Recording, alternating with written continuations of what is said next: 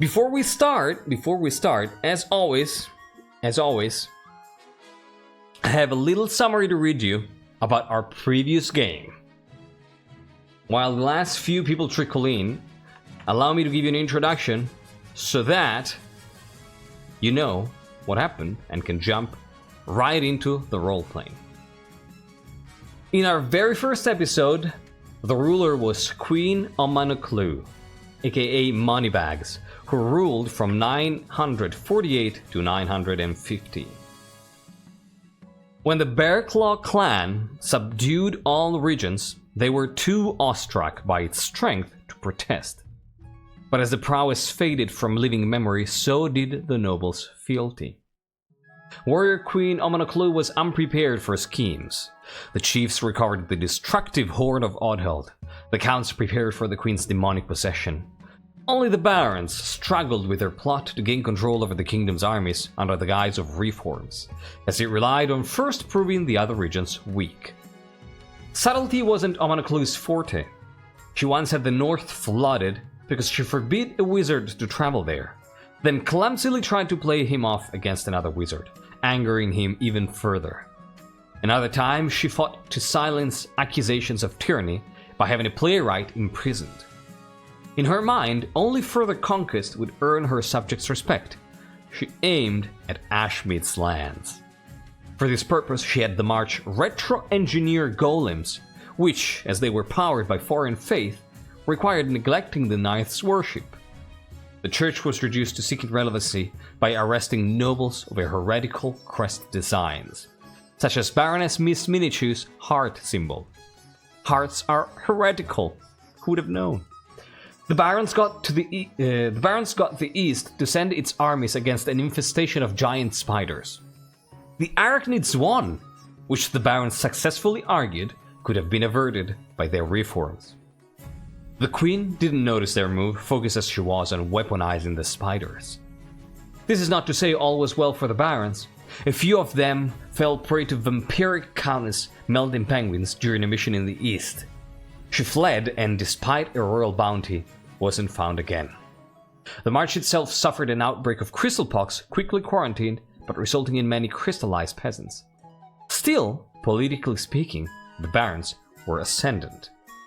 Using marcher strategies, golems, and hopefully giant spiders, the Queen's armies fitted her ambitions. But she worried about the Barons' influence muddling the chain of command. Her attempts to raise the issue to the council only led to an ineffectual denunciation. She resolved to assert her sole authority over the troops before proceeding with the war, and to weaken the barons through tax. This was, however, too late. Using profits from selling off the remains of pox victims, the barons had built enough fortresses to watch their back while they threw the new model army against the capital. The Queen's indignation and improvised militia were powerless to stop them, and before the day's end, her head was on a spike. The barons dubbed her Queen Amanaklu Moneybags. As for all her fancies of valor, she had won more wealth than battles. As usual, please give a big round of applause to our amazing That Which Lurks who provided the summary. Thank you so much, Lurks. This is a bit of a more synthesized, shortened down summary. This felt a bit better, you know, more quick to read. Thank you, Lurks. Thank you. These are freaking invaluable to get back on what we've been doing. I'm not happy about that, Reaper. So thanks again, Lurks. That's what happened last time in the previous episode. Let us now go and see what Monarch Marti of the March is going to achieve.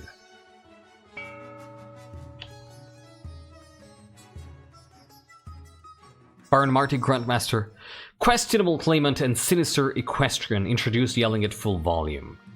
Had the Queen decapitated after token resistance against the new model army. Yelling at full volume. Questionable claimant and sinister equestrian. I have an idea on who Marti is. I have an idea. Thank you, Lurks. Ivakomum, hello, and thank you for joining. How are you doing? You're a chief. There you are. You and your wolf. Whose lineage is Marti? Oh. Is it Grandmaster's lineage? Do we have that? Hello, hello, Ivakomum. Grandmaster, okay. Sure, Multi-Magnets. Where are you? You are Countess, right? No. Yes, you are. There you are. I don't think it updated.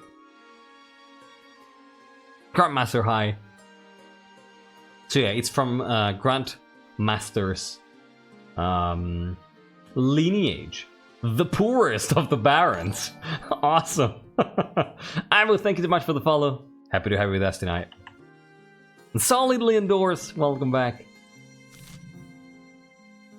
Marley, sure. I think I'm going to... There you are. Oh yeah, you are updated. Cool. What was that? Cockcopter. That's a good name. Hello. How you doing? Thank you for the follow. Oh, no worry. Solidly indoors. Happy to have you. Sold my crossbow for a crown. You did. Alright, let's get started with the coronation here.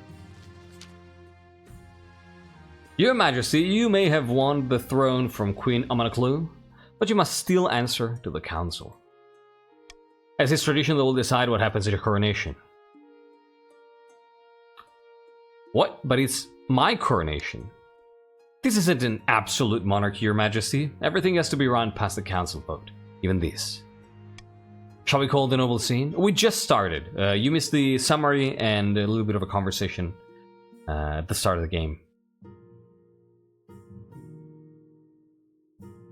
Pasnik Prime, hello. How are you doing, man? Thank you for joining. Nobles of the council, it is time for the first vote.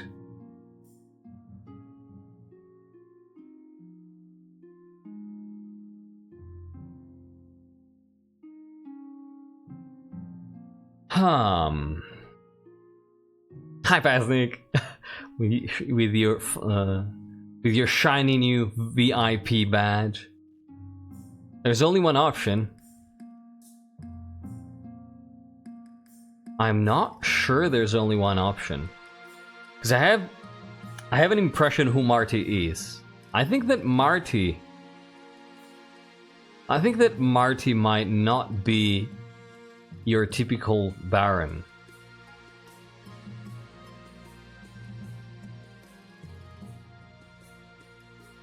I don't think Marti wants to go into the river. I don't think Marti wants to go into the river.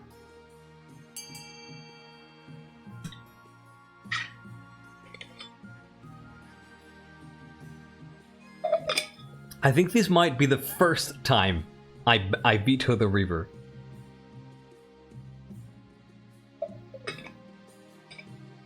This is tyranny! Wait, is nobody voting? Wait, what's happening?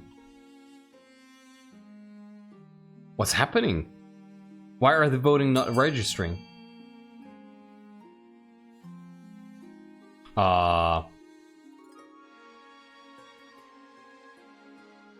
Okay, they're coming in now. All at once. Okay.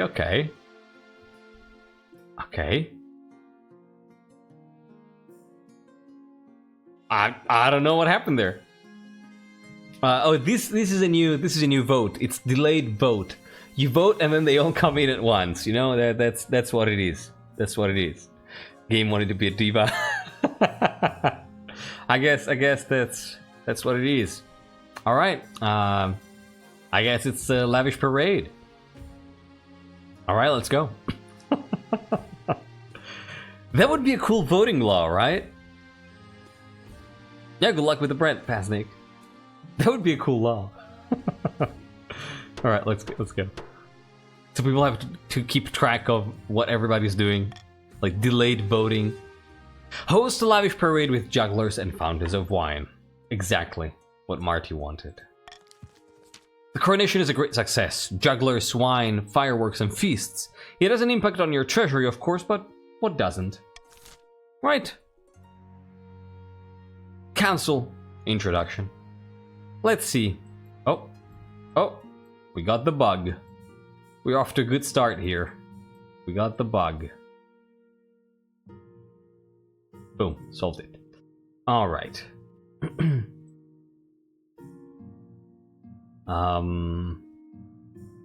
Council introduction. Lelkatlin enters. You look like me with an eye patch. I can appreciate that. Good. We bloody well pulled it off, didn't we? The barons are finally in charge, and we can sort this kingdom out. Now just remember our little arrangement. We put you on that damn throne, so you do as well. So you do as we tell you. Got it? Now just remember our little arrangement. Oh, I just read that. Well, I'm Monarch now. Thank you, Electri. This was for charity. What exactly does the bug consist of? You who's got a beard. Right. Yeah, that's me from like a week ago. God damn it, trying to... So, the bug makes you unable to click on events and on the map, but you can still click on the sea and drag the map around. And two menus appear at the two sides of the map. One to the right and one to the left.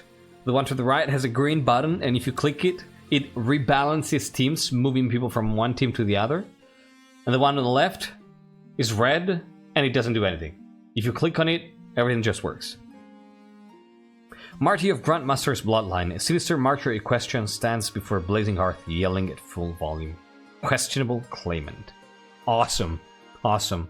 I think Marti's going to be questionable in more than one way. It's a glitch. Normally MrKaji's beard is fully displayed. Awesome, Vasper. Thank you. And welcome back to the PC world. So remember how I said the barons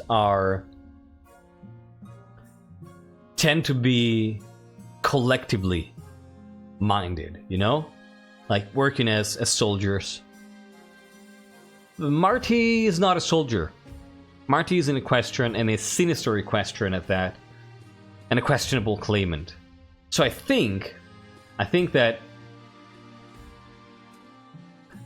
what Marti... I don't think that Marti is really a typical baron. Oh my god, yeah, the faith. I forgot about that too. I think Marti is not the typical baron. So, I think they're gonna go with a monarch now. You can't push me around. I'll push you around all I like. This is the baron's time to shine. Now introduce yourself to the rest of the council, but don't forget what I told you today. Northwind, welcome back.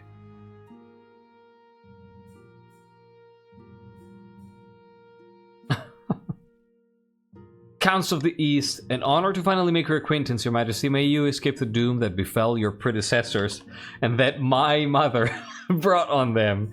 Countess Melting Penguins II. Appreciate that. Thank you. Thank you. It's really nice of you, you know, to have that thought. Even the fact that you murdered your mother murdered 3 barons. Yeah, it sounds like a threat. Also, indicative how the Melting Penguins is speaking about honor, right? Given how important it is for the counts.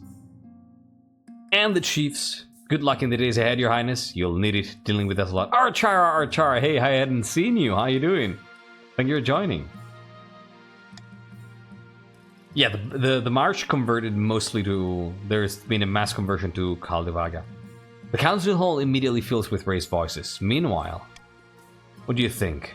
Will they be good little monarch and do as they're told? Too early to tell, but I have a bad feeling. We should have a backup plan, just in case.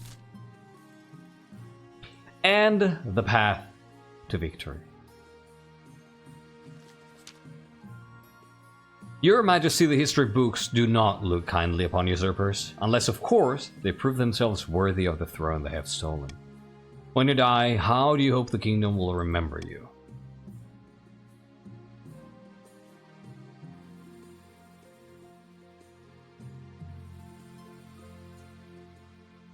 I don't really have any doubt here.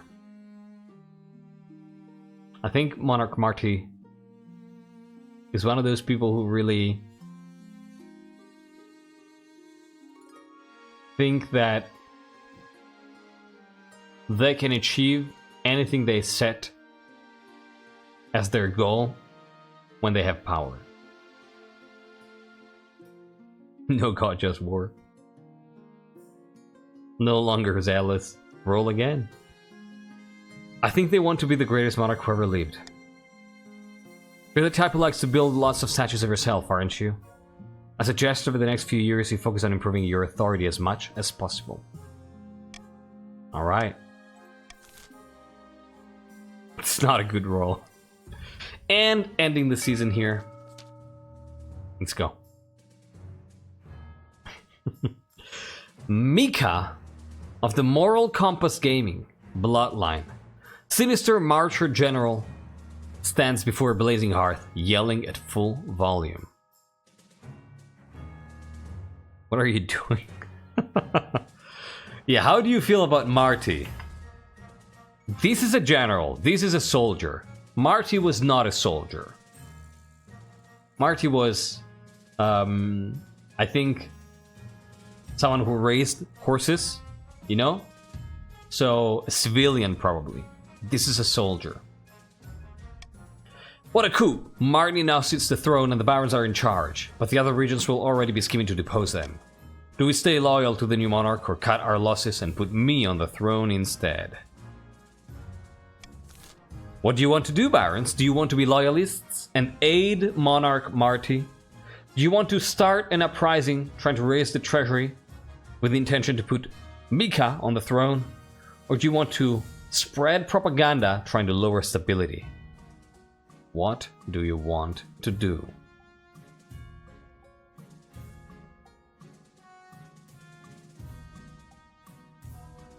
Marti has been lost to the ways of the march.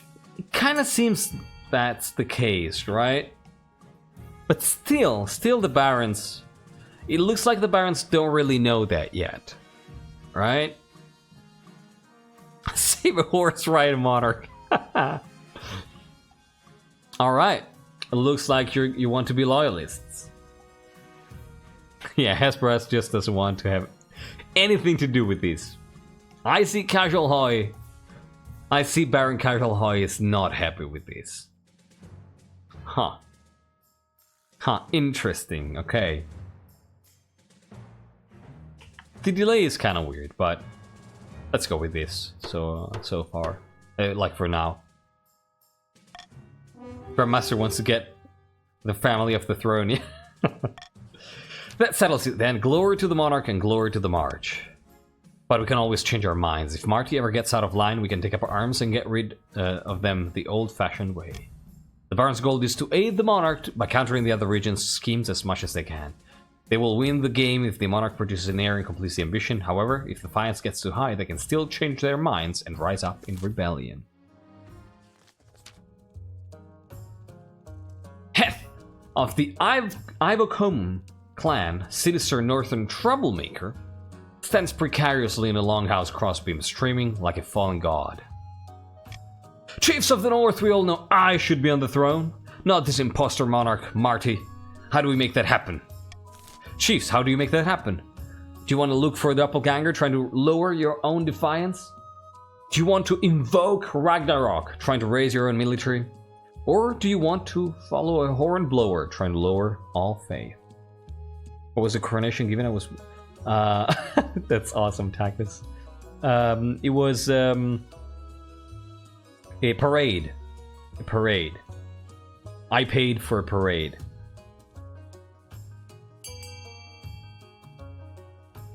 Oh, don't worry too, Shy. Yeah, just rest, and hopefully you can feel better soon. Don't worry at all.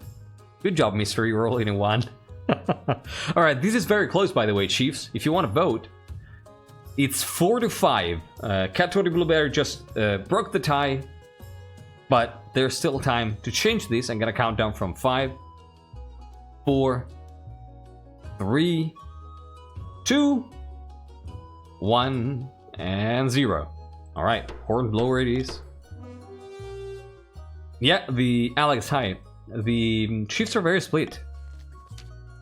Chiefs plan to dig up on Oddhill's legendary horn and use it to take over the kingdom. First, they must win the favor of the gods by diminishing the kingdom's belief in the ninth. Well, that's easy. To advance their scheme, the Chiefs must lower the combined total of all regions' faith to 12 or less in 4 seasons. I think they're gonna pass this one. What do you think? Vanya of the Astrinovska dynasty. Vanya Astrinovska, powerful Eastern enigma, leans delicately on a podium, speaking in a melodious voice. I don't think this is a military person either.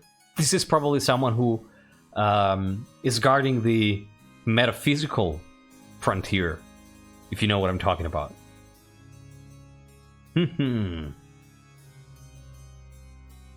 Hardest goal ever seen. Yeah, right. My fellow counts, in ancient times the East was its own proud kingdom. We can bring back the days of glory, but not while the false monarch Marti wears a crown. Yes, an occultist. Counts, what do you want to do? Do you want to intimidate the monarch, trying to raise stability?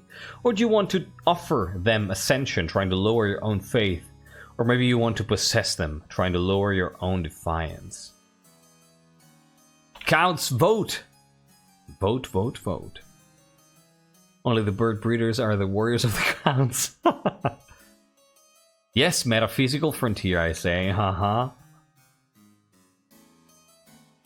Uh-huh. Shut up, Crisis Dynasty. What a record. First controlled by a witch to lie, and now someone who wants the throne. Do not put me on the throne. Who is this, by the way? Astronovska? Relating to you, right? Who is it?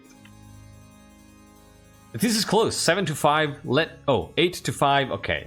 It's probably gonna be A, but let me count down from 5, 4, 3, 2, 1, and 0. Alright, intimidation it is. I didn't plan for anything. Oh, you can just, imagine, like, say something now. Like, who is it? Is it your child? Is it your sibling? Just... The counts plan to hold the monarch hostage in their own palace. First, they must lull the spy master into a false sense of security. To advance their scheme, the counts must raise stability to 5 or more in 4 seasons. There you go. And we have a bastard offshoot. Oh my god. Mika is related. They're all related! They are all related. Vaspir is gonna have a good time with this. We have a treacherous half-sister and a treacherous half-sibling. A sibling. So this is your sibling. Oh my god. And it's a half-sibling to the monarch.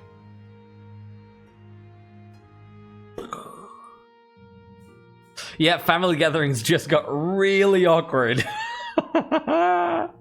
Oh my god. Yeah, I'm sorry, Vaspir. Yeah. The family trees on World Anvil are gonna be really interesting after this one. Yep. Yep. They're gonna be really interesting. Alright. So they're all related. A bastard offshoot, treacherous half-sister, and a treacherous half-sibling. Fantastic. Oh, we definitely got Monarch as our own choice here. Definitely. Definitely. Like, no doubt about it.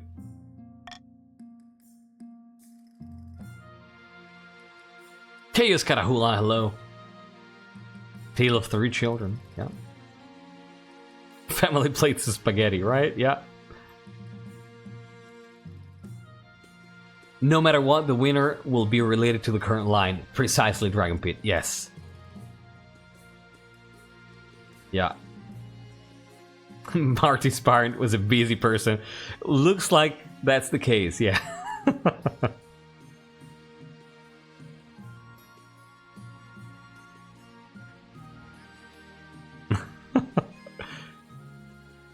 Called for apprentices.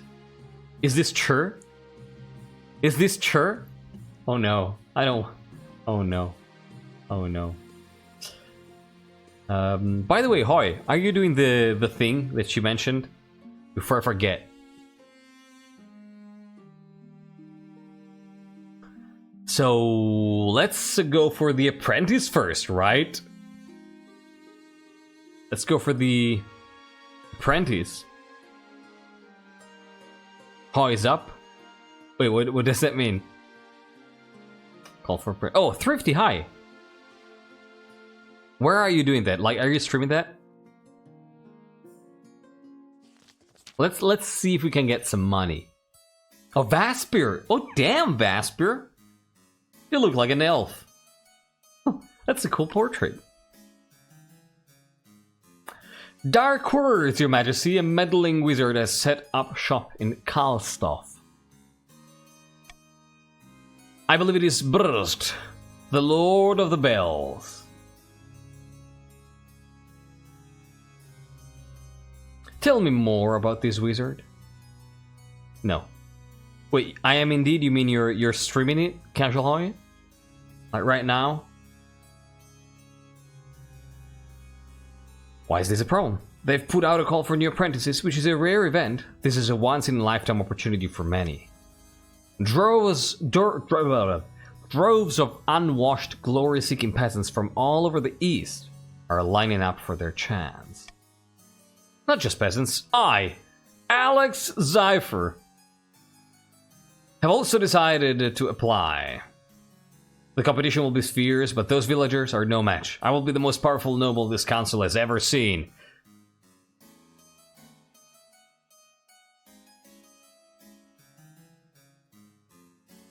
Hey, yeah, I'm reciting my lodge. Okay, then, so what I understand is that Casual Hoy, by the way, everyone, is currently streaming a How to Noble thing.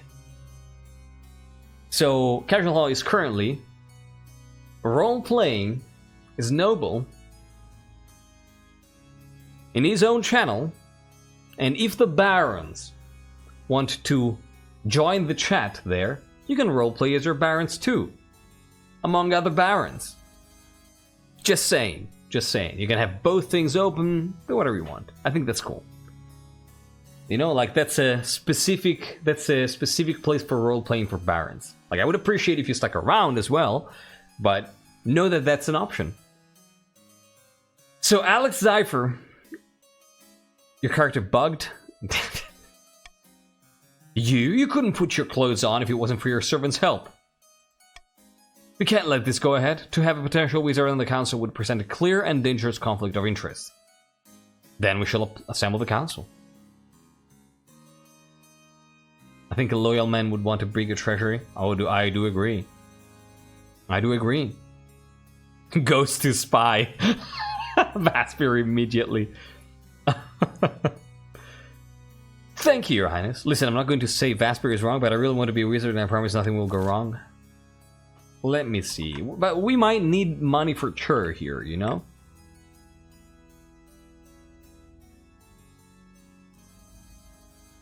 Well, I think we can get you to be a wizard, right?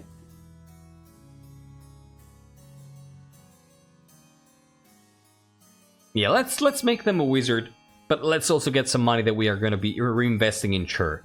I don't think if we get this money, if we don't get this money, I don't think we're going to go to Chur. I think we need this money to go to Chur, otherwise we're not going to go. Because 3,500, not great, not great. What's Chur? Well, if we get this money, you're gonna see. God damn it. This is really interesting. This new vote. This new law. The delayed vote. This is actually really close. 9 to 10. I think the extension might might be a little off today. Nemily, hello, and thank you for joining. How are you doing?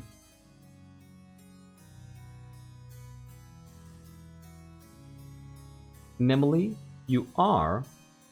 Achieve, here you are. North India, I am shaved for charity. I smell greed from the Monarch. Maybe, we'll see. Alright. Alright. I guess let's go. We get some money. We go to Chur. I suppose that is an acceptable compromise. Alex Zypher begins his journey to Kalstov immediately. His successor, Chief Alex Zypher II, inherits his position on the council, but the treasury confiscates the vast majority of his wealth as payment. Don't people not like wizards because they're strong without being strong? It's not that they don't like them, it's that they don't trust them. Brusk's presence in Kalstov attracts all sorts of visitors, though the power of their latent magic starts to wilt crops for miles around.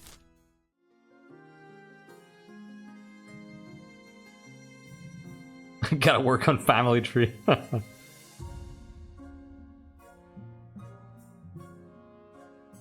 Miss Minichu, hello, how you doing? Are you ready to be burned alive? Are you ready to vote in the council? A proposition? A proposition to Chur. What was I about to say? I don't remember. Ethanase, welcome back. How are you doing? Hello, Heretic. No. I absolutely did not say that, Astronovska. No. There's no way I said that. Please ask for permission before posting links. It's a YouTube link. I'm assuming it's okay, but please ask for permission. Your Majesty, I have an idea. The best since lined parchment, I dare say. An expedition. To Chur! Chur? Who's that? Actually, what a brilliant idea. Haha, I thought you'd agree. You have a lot of wealth at the moment, Your Highness. It's just sitting around collecting dust. Why not make a sound investment and send explorers to Chur? Doing great? Glad to hear you're doing great. Yeah, hopefully your successor doesn't end up like your first one. Hesperus, like, take care of yourself. Like, I appreciate if you stick around, but you're more important. You know, I always say this. I'm watching.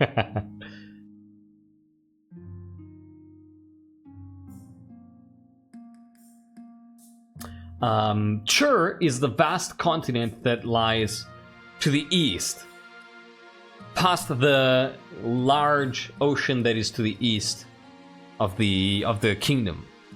It's a vast, unexplored continent. Who knows what they might find? Treasure, rare materials, ancient history, a new disease. She's a bit too animated when she says the word disease. That sounds like a fine idea. Her eyes light up from behind her spectacles. Wonderful news! I shall make preparations immediately. Expect a brief on your desk very soon. 5 AM to study? Yeah, I mean, you decide what to do. It's up to you, of course. Is this another universe, or is this the same one as Aquila Dynasty? The way I envision it is it's just separate things, so we don't mix everything. Because I like the idea of allowing new people to jump in on a blank page, you know? So this is considered a new one that is not related to the Aquila Dynasty. I'm thinking of getting a recurring one started as well, but gotta think about it. Alright. Where's Pasnik? Oh, here's Pasnik. I thought you meant in chat. Of course, here's Pasnik. Your Majesty, I have a brilliant idea. Why don't you hold a battle royale to choose your honor guard? I don't know why the rolling R. Hey, Pasnik.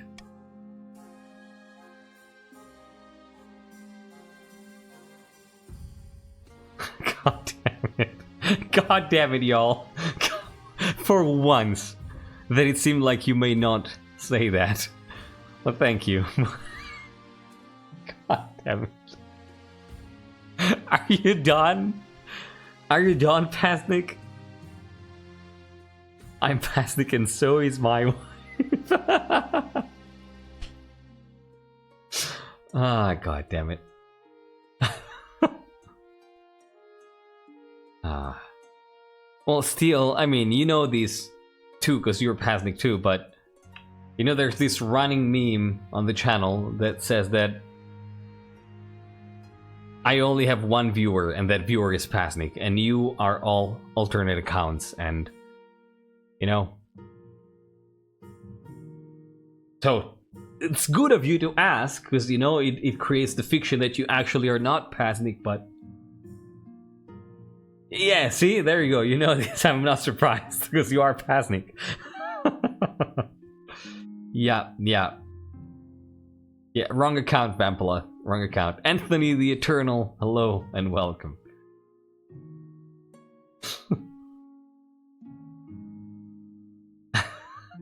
God damn it. If you let us host it in the north, I'll even pay for it. The spectacle will boost our economy massively, and of course I'm confident the Northern Warriors will win. Yeah, sure, hold the Battle Royale. Thanks to gods, I'll begin organizing the event at once. A week later, you receive word that the Battle Royale is due to begin, held on a northern mountaintop. You travel up to spectate, along with a horde of murder fans from across the kingdom. Oh no, how many? 17,000. God damn it. Welcome one and all. Today's competitors are Northern Warrior Heroes, Eastern Knights of the Order of the Round Rose, and the Baron's battle-hardened veteran soldiers. If the Queen is strong, then she can defend herself. Nah, she's fine. They are fine with being entertaining. It's not a queen, by the way, it's a monarch. They, them. Who will you support, Your Majesty?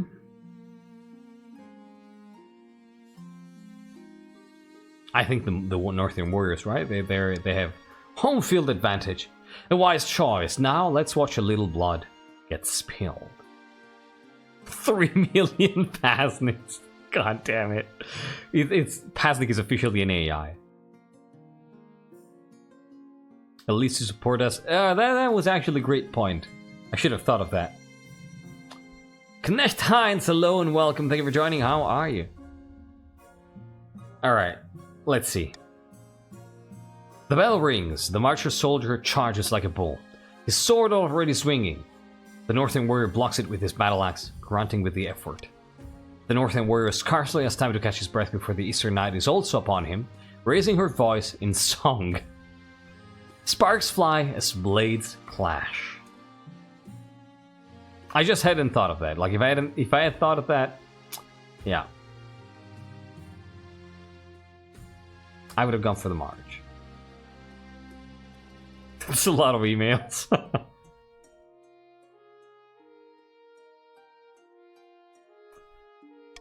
The three fighters dart back and forth, almost too fast for your eye to follow. Once, twice, a blade finds its mark, blood sprays, and finally, someone stands victorious. It's the Northern Warrior! Yes! Stoically wiping blood off his battle axe. His opponents lie dead at his feet. I mean, are you surprised? Are you surprised? Of course, the Marcher is strong as a soldier with other soldiers, right? The Northern Warrior is strong on his own. The Knight, I might have expected it, but, you know, without a horse, I don't know. The gods are good, I knew we could do it. Look at you, looks like you have the honor guard you wanted, your greatness. Fantastic. Throws the popcorn. Oh, auction time. I don't know, it's time to spend money, everybody. We've got an auction running. Let me do something real quick here. There might be a small F. Let me try something.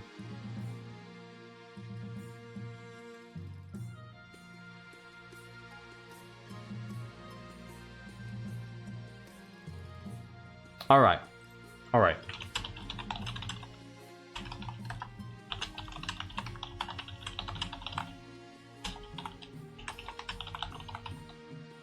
Alright, I really quickly refreshed my connection. reset my connection so that hopefully that fixes it. Like to try to fix the problem that we've been having, because you know, having delayed boats come in is okay, but with an auction it's a little bit more problematic. So yeah, exactly, Chaos Katahula. So I just reset my internet connection. Hopefully that's gonna fix it. If not, then it means that it depends on the extension. But let's see. Let's see. Fresher than baby Kaji's cheeks. Yeah, I hope you're referring to these cheeks. Alright, let's go. Exclamation mark fund followed by the letter of the building you want to fund followed by the amount of money you want to spend. Your options are raising authority with A, lowering faith for the march with B. Okay, thank God it registers. Lowering stability with C, lowering trade, for the chiefs with D. Raising farming for the counts with E, and raising stability with F. Wow.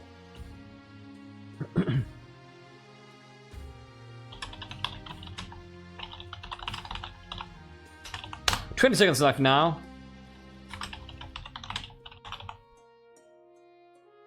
Come on, come on, come on. Spend the money. 10 seconds left now. 10 seconds left. F and B. Are you sure? Okay. That's it. Miro's here would definitely fund the Thieves Guild. Attempted knives here. Don't spend the money. Pone Swag, hello. Thank you for joining. How are you doing? You are... I don't see you. I gotta look for you. You are Chief. How you doing? Alright. We got a library by Vasper and others, and an observatory by Pinky Monier and others. Hi, Pinky Monier.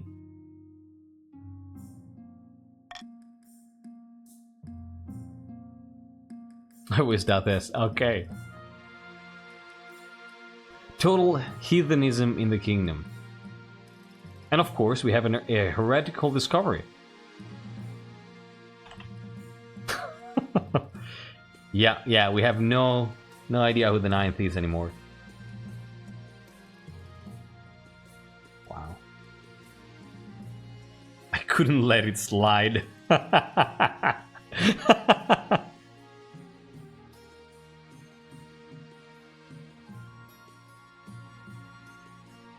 Yeah, we'll see. We'll see if we get a plague.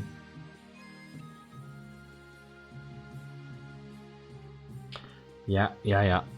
We've had a faithless kingdom already in the past, and that kingdom also had the Grandies, which was even funnier.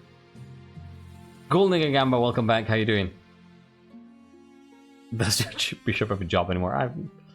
I don't know if the Archbishop is alive at all. I think we go to Chur first. I think the march is going with Caldovaga.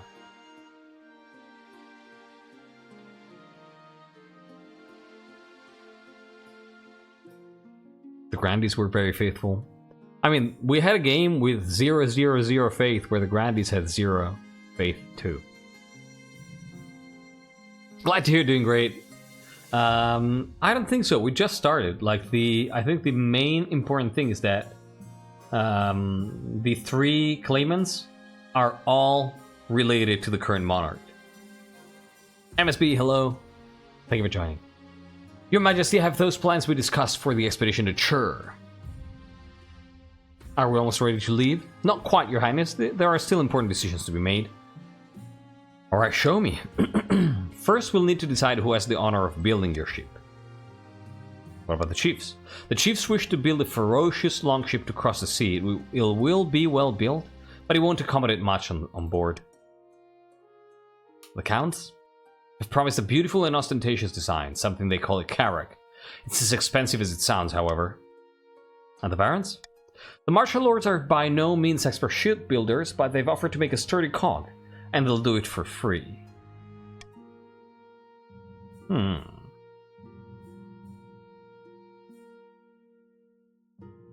that's true, Vaspir. Heard enough about the ships. 1,500? I kinda like the sound of free, yeah. But also, Karak. Karak.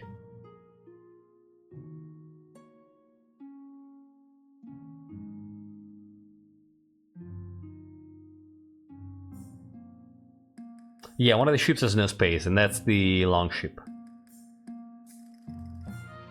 I found out about that the worst way possible. As a moral cost.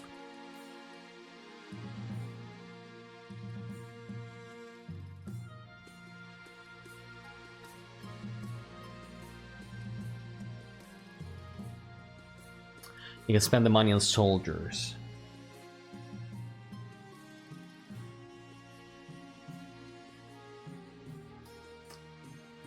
A cog doesn't sound... I think I want a Carrack. Like, this Monarch is grandiose. I think it's going to be the Carrack. As I gotta be honest, as a Baron, don't use our ship. Well, good are soldiers if they sink a few miles off the coast? That's a good point. Carracks were used primarily by Spain and Portugal. Can someone look up an Italian translation for Carrack, please? Use our boat, it's fun. We're not looking for fun here. At least not as a Monarch.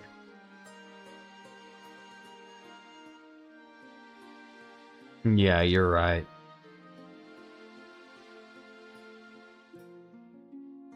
Like, what's a Carrack in Italian? I think I'm gonna go for the Carrack.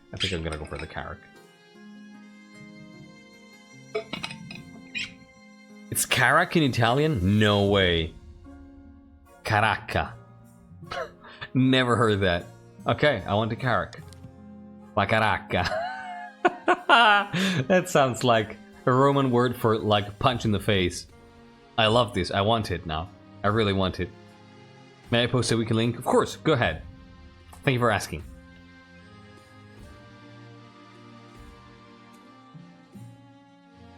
Yeah, please go ahead. I want to see what a Carrack is. Caracca. Carre. I have no idea how to pronounce that in Irish. Oh, okay. Okay. Un veliero. Got it. Thank you. Yeah, let's go. Very good, Your Majesty. Next, we must decide who will crew the ship. Tell about the volunteers. Unfortunately, the best of them come at a price. Experienced trade ships' captains and their crews would be ideal, but won't be free. There are also those in the Navy who are equally experienced, but enlisting them would reduce our naval strength for a time. You could also levy amateur peasant crews, or even use prisoners, but I don't know how much you could trust them to get to where they need to go. 1,000 for an experienced crew? Damn!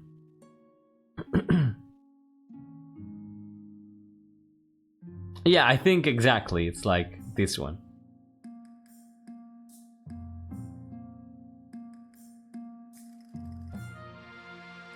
Should have taken a free boat.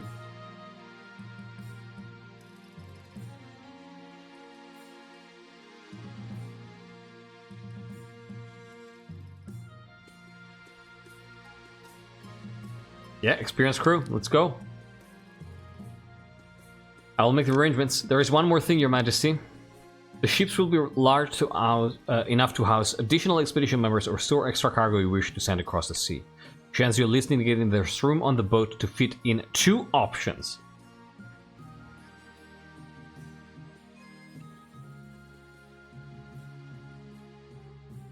I kind of want to put gold in the hold.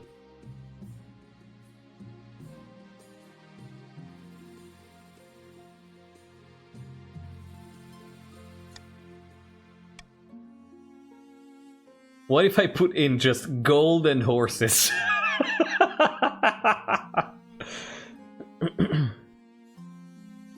What priests? Yeah, exactly. Like, no.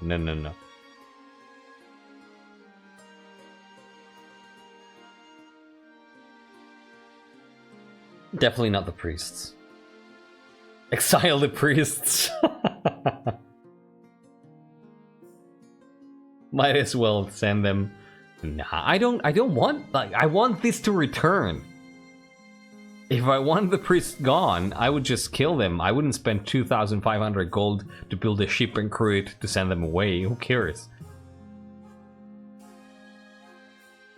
You'll have to go into debt if you do. It looks to me like I'll still have 1,100 gold. And if you know something I don't know, please don't spoil it. Dynasty event, the Horse Empire of Chur comes up in 200 years. Chur sounds like church.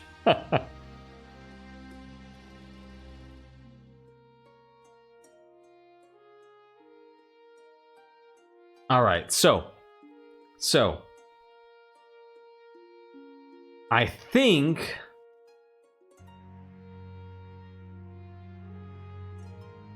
I'm not gonna send scholars, I'm not gonna send priests. I'm either gonna send soldiers and horses. One of these two. One of these two. I mean, two between these three. That's a great point. The Monarch is in question, so of course they'd send horses. True. The smell won't unnerve the crew too much. That makes so much sense. What would sending gold do? I don't know, I never did. I think it might be soldiers, right? It just makes sense to send soldiers. Yeah, let's send Cortez. Of course, I'm sure they will put the crew's mind at ease. Fantastic, I think that's everything. I shall get to work immediately, Your Majesty. She picks up her scribble notes and diagrams and hurries out of the room, her spectacles bouncing slightly on her nose. The ship is completed in record time. Clearly, the counts are eager to impress. You see it off from the harbor by the end of the season. The crew are eager, and the ship looks sturdy. You can only hope they bring back something worth the investment or come back at all.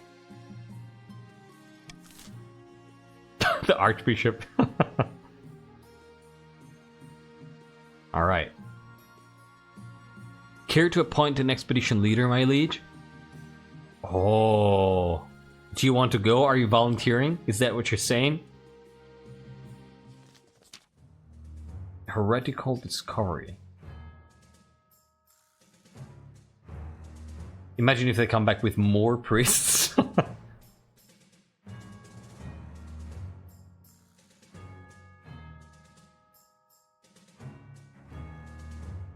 I volunteer as tribute. I am Baron Arl. Oh, you're light. Also, Baron Arlinsk has a history as like House Arlinsk has a history as merchants, right? You're Kurthians. Is that correct? Oh no, that sucks, Melting Penguins. What a terrible time.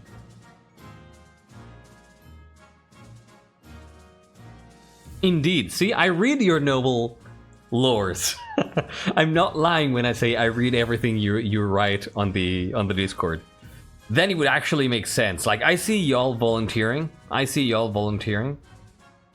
y'all want to go to Chur? Like, who is volunteering here? Who is volunteering to go? Solidly Endorse was volunteering. Hesperus was not volunteering.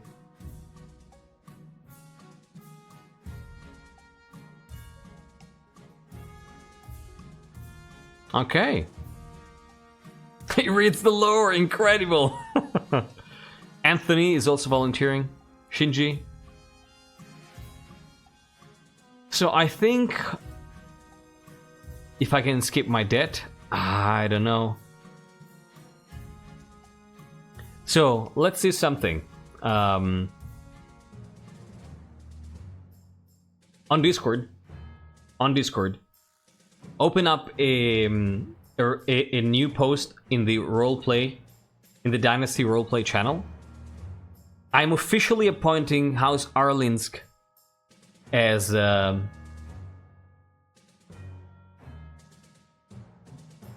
expedition lead.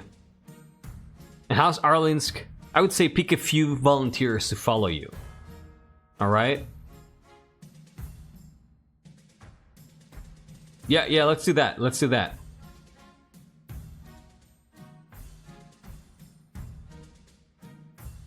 Like an expedition to Chur thing.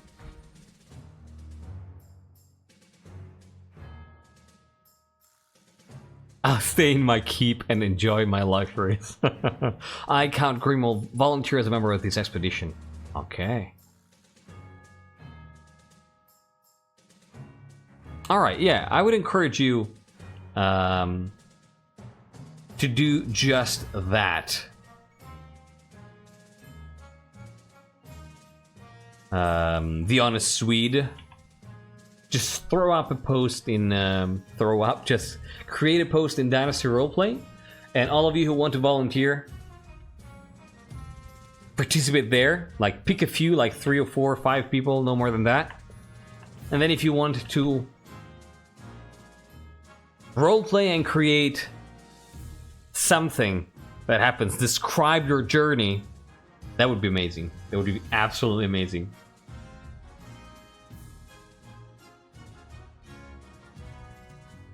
Oh my god, fascinating. That sounds intense. Alright. Awesome. I'm really looking forward to seeing this.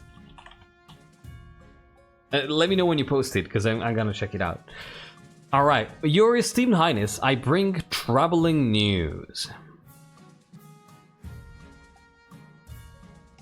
Someone took the Nines name in vain again. I'm assuming the Honest Swede, who volunteered to be the head of the expedition.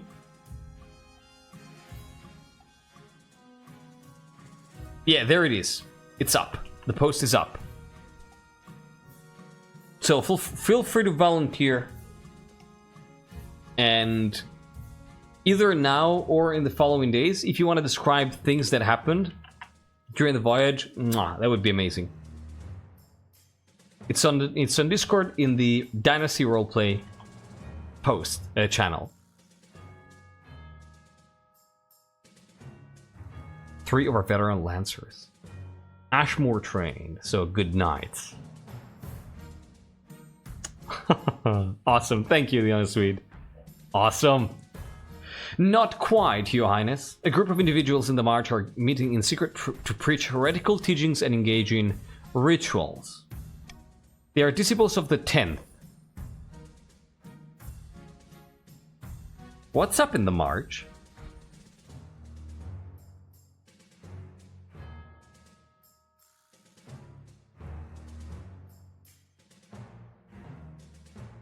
Yeah, that's true. On swag, but yeah.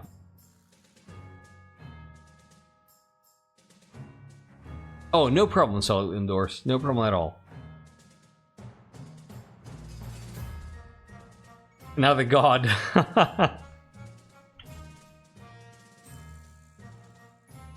Phew.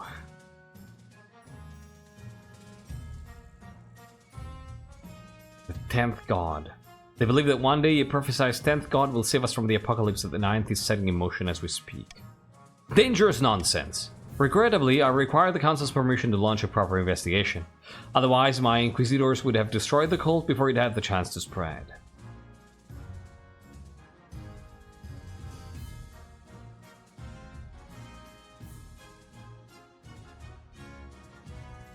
Huh.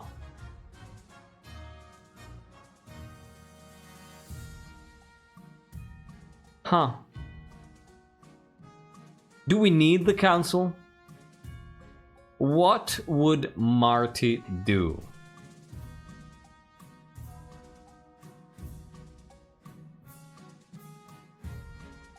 I think Marti cares. I think Marti cares.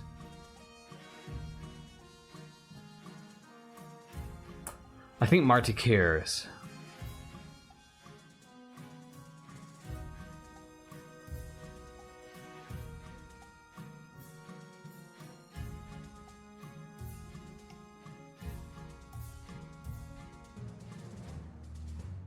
Do they care because they're Ninethists or because they want to flex?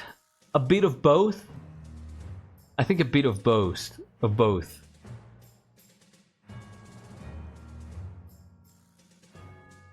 Find it hard to believe they care personally. I mean, they might have been raised in a Ninethist family, and also keep in mind that the March is the most religious of the regions.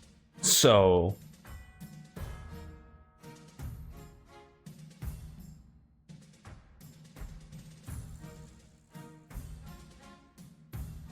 Yeah, but that's true that this is the Inquisition and not the Church.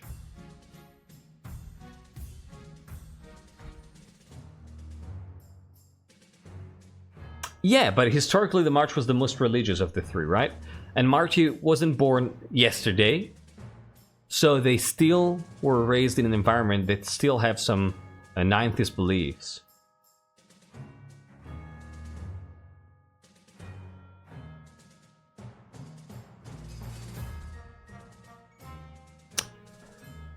The Inquisition is part of the Church, yes.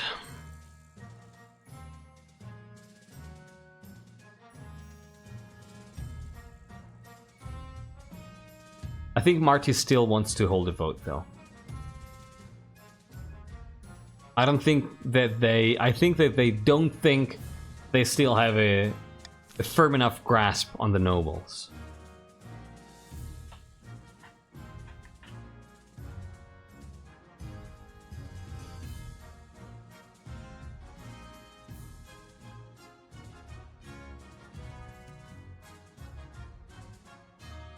And definitely not this one. Right? Valentine, welcome back. Actually gonna want to do this. Yeah, no. We do this. This is the RP choice. Is it?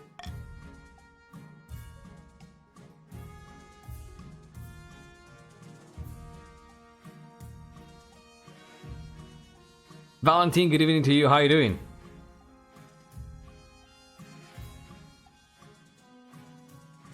We might actually want to do this.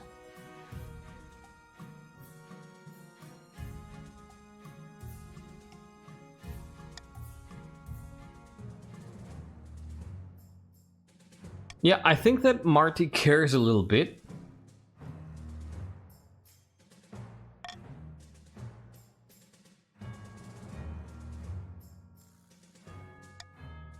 I think they're gonna do this.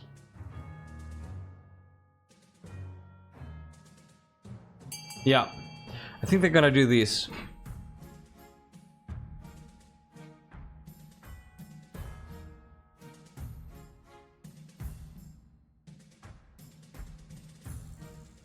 Yeah.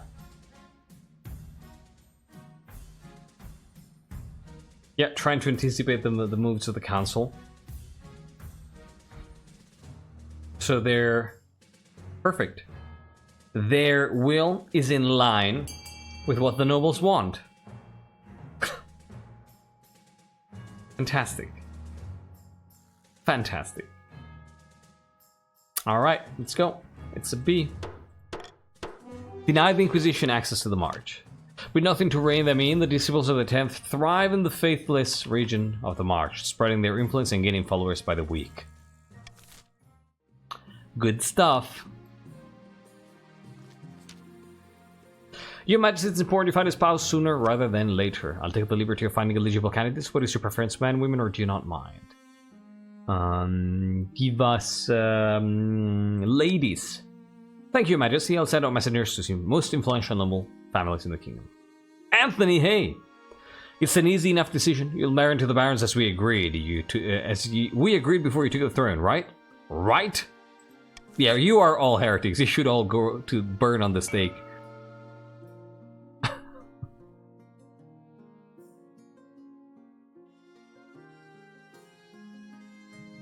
First rain of the night. and only. The cult begins the march. God damn it. We might do a round of cruel tax here. Funding, like getting some funding after the big expense of the Chur expedition. I think we might go with one round of heavy taxing. Yeah, I think we do that. I think we can afford it. Yeah. There you go. I finally have some No! Alright, enjoy the lure, Solid. See you later. And back to broke. Yeah, there you go. Never helps the king to unilaterally curl. It's better than just being, you know? They don't want to play favorites, you know? They're already very light. It means they're not empty.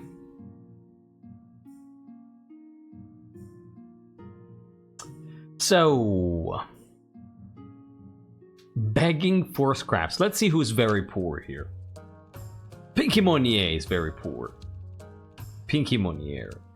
When Chief Pinky Monnier enters the council chambers, her clothes are stained and rumpled, and her face is haggard. I hesitated before coming here, Your Highness, but I had no choice. Yes, another pauper. Unfortunately, the snows have left my lands barren. Hesperus, you have... you're like the richest noble. You're the richest noble, literally. So, I am utterly penniless. I beg for whatever spare coin the council can give. So you're definitely not broke, Hesperus.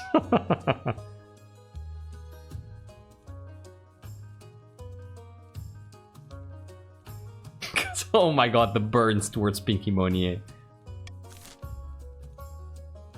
Count Reaper is wealthy, he should help. That sounds reasonable. 1,000? I'm not gonna help you. I'm not gonna help you. Yeah, you can handle it. You're a chief. You can handle it. You're strong enough. Right? Like, remember when we said at the very start where the monarch is going to expect their regions and their nobles to be very independent? Perfect example. Perfect example here. You should deal with it yourself. You should be strong enough to be able to do it. And it's a tie. No, it's a 10 to 11. Alright. Let me count down from 5. 4. Mitra is 1100. 3. 2. 1. And 0. There you go. I'm not fining anyone. They must deal with, like... Pinky Monnier must deal with it herself. There you go. Oh. Hey, your greatness. When Chief Pinky Monnier heads home, she sends out her remaining warriors to hunt legendary ice giants in the frozen wastes. They return triumphantly with a massive carcass, and the other clans shower Chief Pinky Monnier with gifts in hearty celebration. See, Pinky Monnier? Awesome! Showing strength. There you go. For 300 measly gold. It's more than nothing. Still broke. But that's awesome. Like, we've already twice, we've already had the chiefs showing strength twice this game. Awesome. Occupational hazard. We received a message from the wizard Bruskt. Your Majesty, I heard it in my mind during breakfast. It was quite disturbing. I'll check that after the event, Handle Gamer. Their new apprentice, Halleck Zypher, has died. That's number 2 for tonight. This is quite normal, Your Majesty. The survival rate of wizards' apprentices is less than 1 in 10. Regardless, Bruskt has sent us compensation. How charitable. That's so kind. Brusque is great, right? Alex, rip, yes. And what of the damage that they've already wrought in Kalstov? Did we receive any compensation for that? Who was number 1? Alex Zyper the first. No, wait. Oh, you're right. It's the same. You're right. You're right. Alas, no. Only this 150 gold. Perhaps the council will have an idea of what to do with it?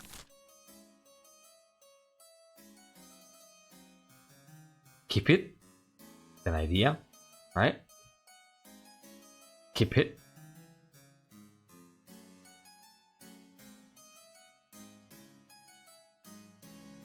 We could keep it. Yeah, we could pay the damage, right? We could pay for the damage. I do agree that we need to pay for the damage. Yeah, let's pay for the damage. What can go wrong with the 40%? I'm now acting as a go-between the expedition through use of a couple of family relics. Oh, let me see. Don't I, the successor, get a say in these? I mean, yeah. Oh, you want a statue? Interesting.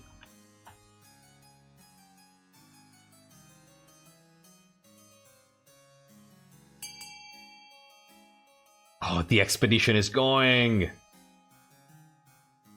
On our proud Karak, with soldiers and horses in our hold, we sail for glory and discovery into the unknown. Sure awaits!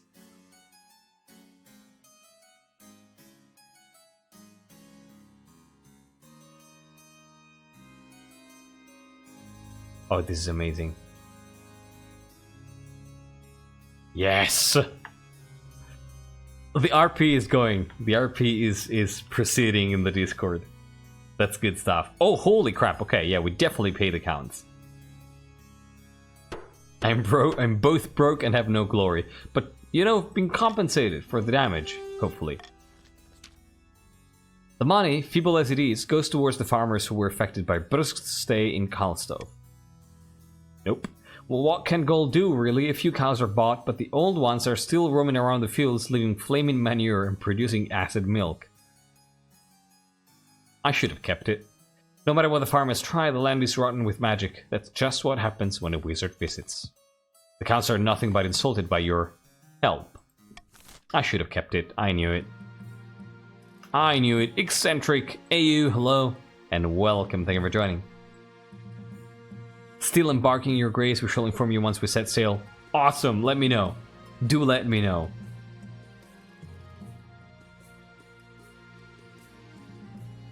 Eligible options. Ooh, who do we marry? I have found 3 potential matches for you. 1 eligible young woman from each of the kingdom's 3 regions. Choose wisely, you'll be securing a powerful alliance. Yes, I know.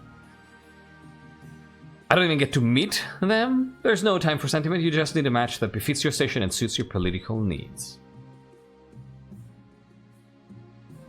They whisk away the cloth from the first portrait. This is Frida. Oh, Frida is cute. Firstborn daughter of the northern eccentric AU clan. She's your typical northern lass as far as I can tell. Big and loud and all the social graces of a goat, but means well. I've heard she spends most of her time playing cards or making wagers with friends and hangers-on. They say she's popular with the common folk up north too. You can see the appeal, I suppose. A goat. This is Amalia, the eldest daughter of the Eastern Yuki the White Wolf Dynasty. I'm not sure why the artist made her look so severe. Just a trick of the light, perhaps. She looks cool as well. See that beautiful fur coat she's wearing in the portrait? Wolfpelt hunted it herself. She went missing a while ago, but it turned out she'd accidentally locked herself in her cellar. Survived on wine for a week. He's an intriguing candidate. And finally we have the Marsh's offering. Tabeka, who looks stressed as fuck. Scion of the prestigious Casualhoy bloodline. She's known for her blunt honesty, the kind of honesty that makes your enemies. Apparently she's a hell of a fighter. Brave as a lioness, tough as nails. A terror to behold. That's just about the only thing she's good at, actually. Well...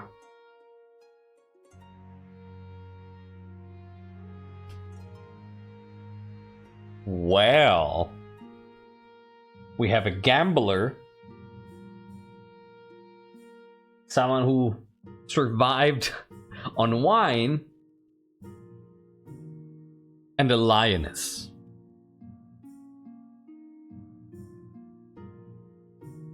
You know? You know?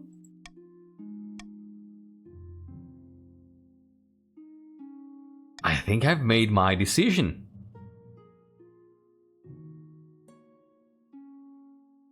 She's dumb and has a big sword. If you don't take her, I will. Oh, I'm taking her. Eastern Huntress. I don't know. I don't know. What's the lodge saying? What's the talk in the lodge? Yeah, also that Lelkatlan.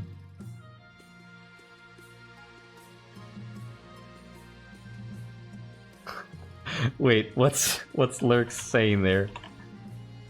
Let me get this straight. The haunted-looking countess of the wolf family, wearing a wolf pelt, once locked herself accidentally in her cellar? Do you think she's a werewolf and was locked in there? Is that what you're implying? Yeah, any certain werewolf huntress? Oh, god damn it. Hot fighting women near you. Just saying. You know, it's gotta be Tabeka of the March. It's gotta be Tabeka, a little lioness. Excellent, I'll make the arrangements. And also it's a political thing, right? Like ensuring that the barons still support us. I don't think we shy away from bribes.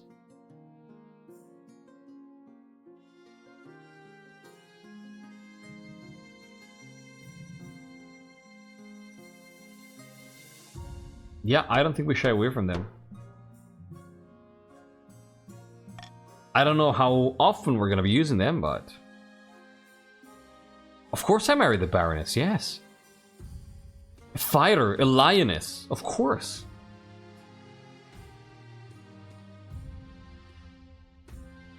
So I can get it.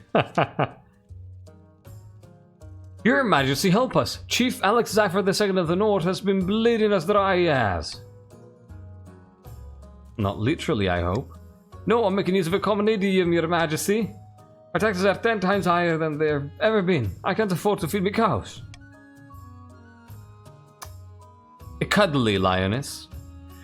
It's true, Your Majesty. Chief Alex Zephyr II has been taxing his peasants at least twice as much as the next highest noble. It's been a hard year, Your Majesty. I've barely any gold in my vault. I'm just doing what I can to stay afloat.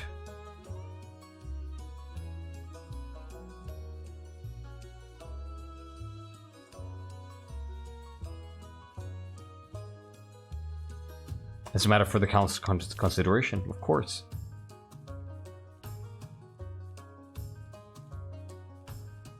And do what I must to survive. Well, what are the options? Oh, dungeons? Allow? Or take over? I kind of want to do it, you know? I kind of want to say...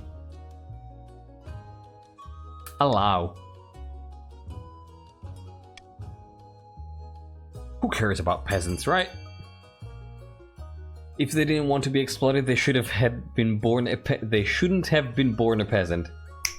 That's the trick. Dang, you're too smart. That's why you were born a noble. My dad died literally yesterday. I'm dirt broke. I'm so hungry. I'm trying to help you, but the nobles don't want to, apparently. I like that still. Wait, where are you still? Are you a count? Because that's a very count discourse. That's what a count would say. You're Baron, huh? Interesting. That's exactly what a Baron would say.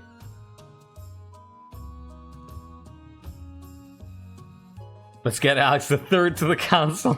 Oh no. Oh no. Alright, it's 10 to 9. This is very, very close. So let me count down from 5, 4, 3, 2, 1, and 0. Well, yeah, it's the third Alex. Kookabomb, hello, and thank you. Hello, hi, yeah, Chaos. Chaos is here. Chaos is everywhere. How you doing? Well, sorry, Alex. I tried. Gods be good, not the dungeon. Why would you take the side of some poxy common folk? Chief Alex Zephyr II is flung into your deepest cells, and his ill-gotten gold confiscated. The other chiefs grumble at the imprisonment of their compatriot. Yeah, this is skill number 2 now. Last time we had 3 nobles die once. Can we have 1 noble die 3 times? Well, you know. On the way. Thank you for joining, Kookabomb. You are... Where are you? You're a chief. There you are.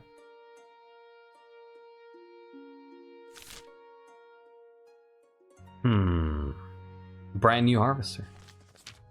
Let's go for the hat trick. Your Highness, the scholars are great thinkers of the North have invented a new farming implement, made less high. Some kind of horse-drawn machine that automatically reaps and refreshes grain.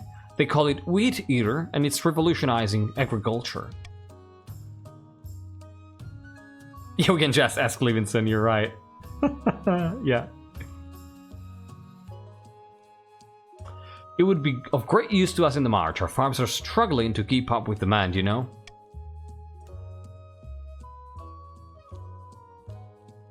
Will not share the designs with the likes of you, March and Leech. Our people worked hard on that machine. We deserve to reap its rewards, not you. And look at this. We can see the ideological difference between these two. Right? Like, the March are thinking this should be shared with everybody for the common good, and Sunlight Kitten is this is a personal achievement of our people. You should earn it. This is cool.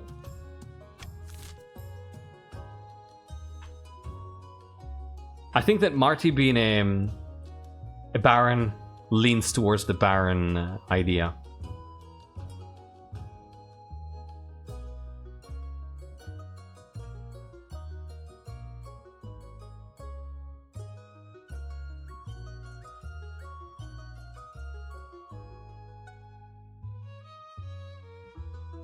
I think I might actually compensate them. It actually kind of makes sense.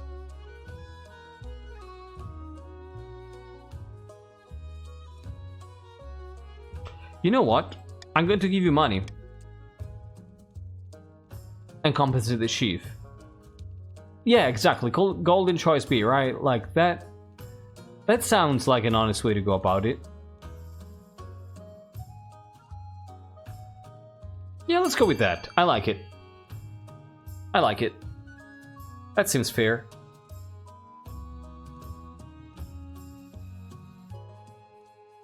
Alex Zephyr doesn't want to help anybody.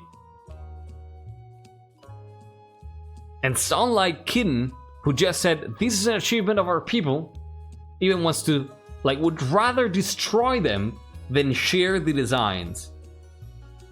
Damn, the Northerners. Wow.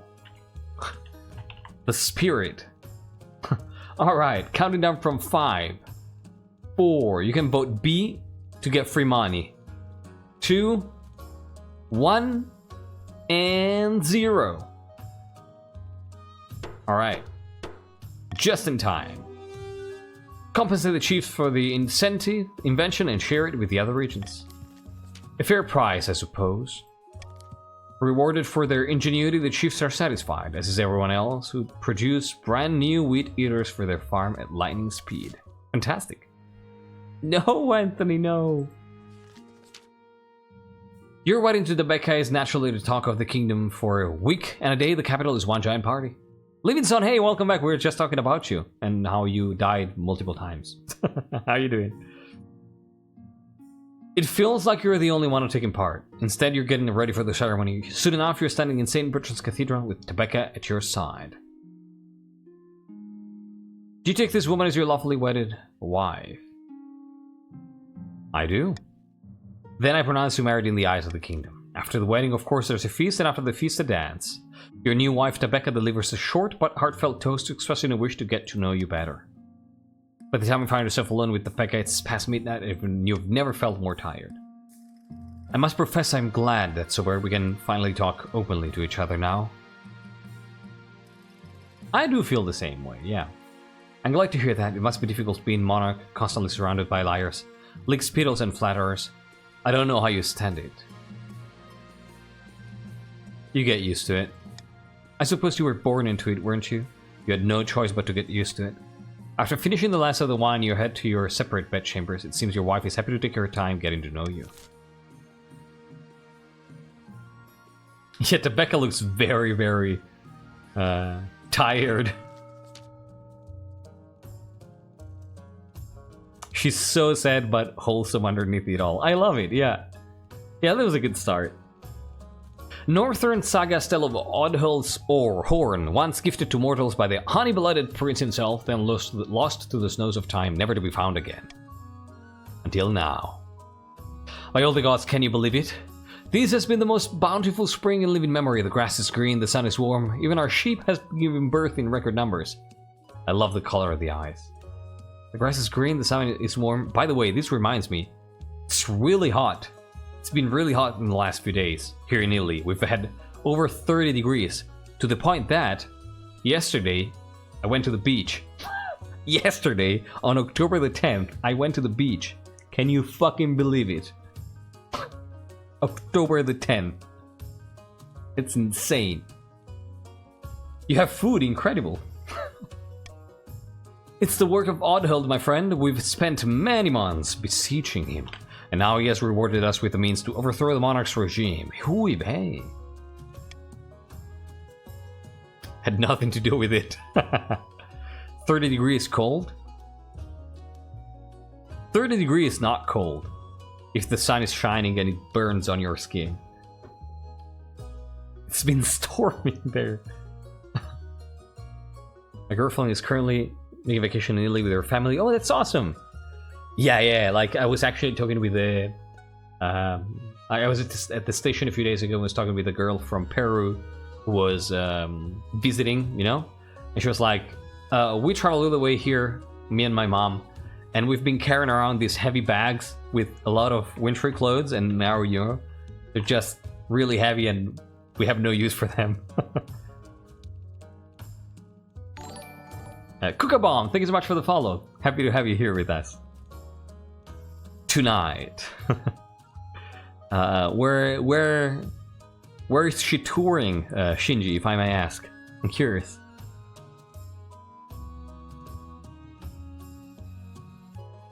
I live in a desert, though. Okay. Well, never mind.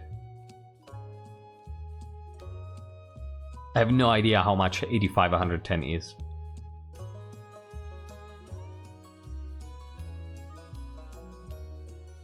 Yeah. Tuscany, oh, that's amazing. Went to the beach. Pisa, Florence, awesome. Fantastic. Like, if they need a recommendation, I have a few good places where to eat saved in Tuscany, and a few very beautiful beaches. I don't think that the weather is going to be as good in the next few days, but if they need recommendations for specific things, feel free to just contact me and I'm going to be happy to share if I have anything. Live in the Netherlands, we've built for 10 to 20 degrees. All of our buildings keep heat in, so basically in summer my house is an oven. Right, yeah. Yeah. I know what you mean. Like for us it's the other way around, right? 30 is 85. Oh, okay. Okay. Then yeah, if that's the lower limit, yeah. That technically is cold.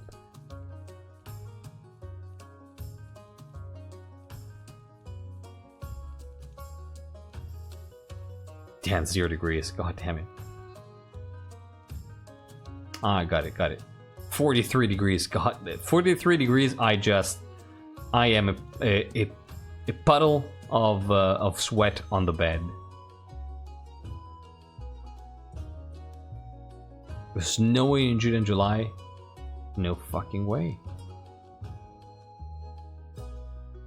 They travel there often? Oh, okay. Never mind. But yeah, feel free to reach out for anything. It is you, Ephra. Indeed. Minus 20, 30 and wear shorts. God, that's a bit too much. Storm P and Livingston, hi. You're in Livingston. Let me see where you are. Livingston, you are a chief. And Sir P, you're a chief as well. Thank you for joining. Alright. 40 degrees. Oh my god. Yeah, no, that kind of difference. 40 degrees or snowing. Couldn't do it. Truly, you mean to say he has spotted us to his horn? Hey, but it's far to the north in the Ice Giant's territory, the frozen wastes. We'll need a hardy force of heroes to stand any chance of retrieving it. Chief tweens, yes. Hope you're doing well, SRP. For the next stage of the Chief's scheme, they must raise their military to 5 or more in 2 seasons. Electry, you have 1600 gold, Electry. Perpetual rain. Are you in the Pacific Northwest, Huiv? Livingston being a chief. Yeah, it is a curse. Yeah, the extension is a bit buggy tonight. Yeah, dry hit, exactly. Dry hit is a blessing. Here we have like 90+% humidity in summer, it's hell. Far in the east, Countess Handelgamer, the scheme master, is hosting a dinner party in her castle with a few distinguished guests. In the UK, okay. Makes sense. Our plans are going better than expected. The spy master thinks that all is well in the kingdom. Reaper, look at you. Thanks to her lack of attention, I've made a fortune selling weapons to the Ashmedian Empire, even though it's forbidden. Things are proceeding better than I ever imagined. Our next step is to replace the Palace Watch with our own loyal agents. Indeed, the Honor Guard are incorruptible, but the Watch are another story. If the Monarch can't pay them, they will look for money elsewhere. Yeah, 90% humidity is... it's quite something. For the next stage of their scheme, the council must lower the treasury to 1500 or less in 2 seasons. Alright. Let's go. Hunting rights. Rising tempers.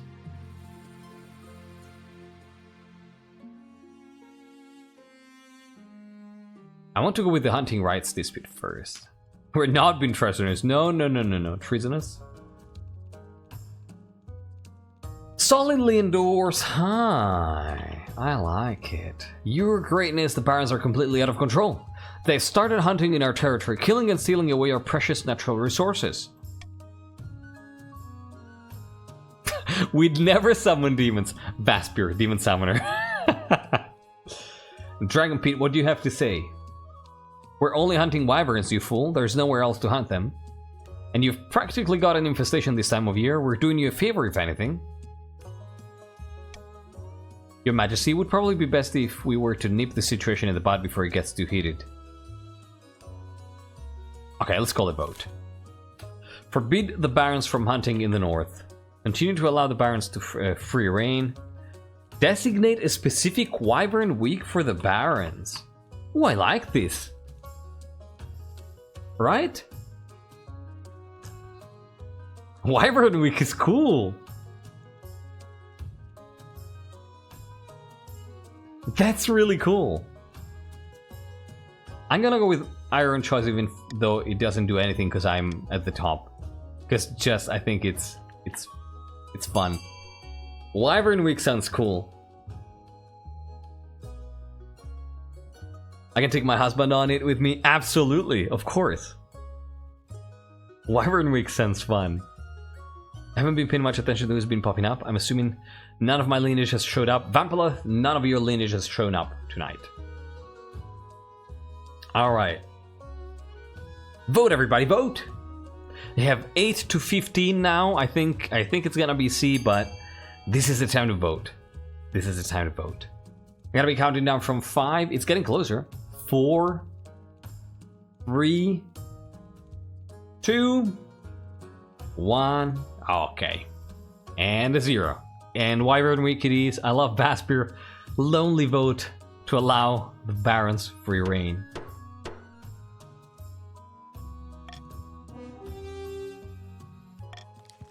Both nobles grumble and groan at the decision. No one is happy, which means it's a good compromise. It's good. That's good stuff.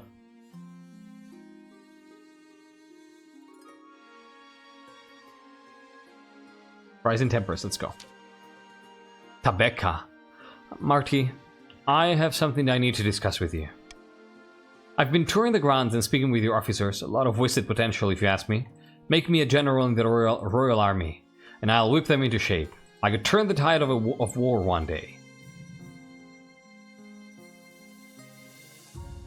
Holy crap.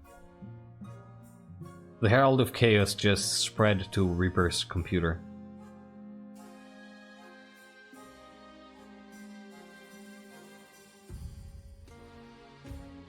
At least I get freedom. That was not a waste of an hour. I mean, it was, right? Because I was already at 10.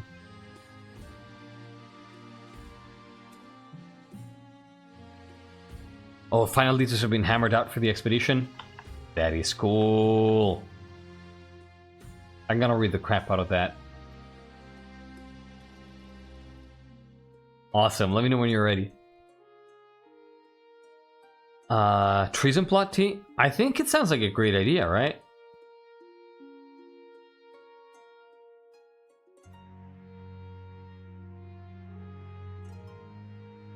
Yeah.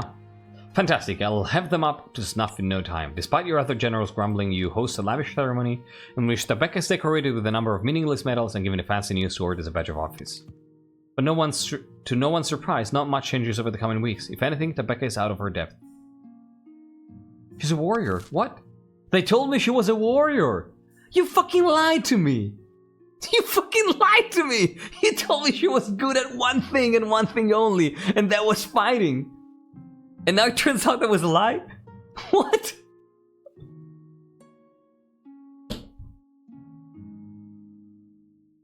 You liars!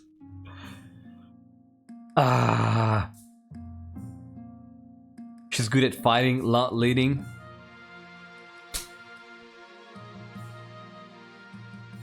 Good point. Can I rebel against the Green Consort? Fuck.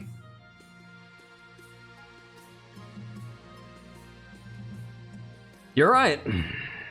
You're right. You're right. Damn you. The honest Swede, hi. Your Majesty, we in the March have finished the complete reorganization of our new army. It truly is a powerful beast now. Yes, very lovely. Moreover, I was hoping the Crown might be willing to host some military exercises. The soldiers are restless. You want me to start a war? We just need a suitable campaign to whet our swords and spears. An unbloodied army isn't worth its salt, I say. Well, let's see what the council thinks. Sound like Kitten, welcome back, how you doing? Ruling my estate in my stead. Your son Felix, okay. Instead of a costly war, Your Highness, we could establish mercenary companies that fight abroad and take a healthy cut of the profits. Or if your majesty wishes to gain something more than gold, we should use our might as intended and make inroads into Tavaling, whose meager army will surely be no match.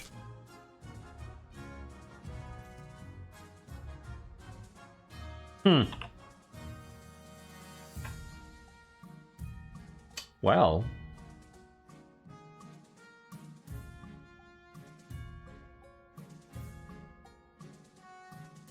We could go to war. You know what?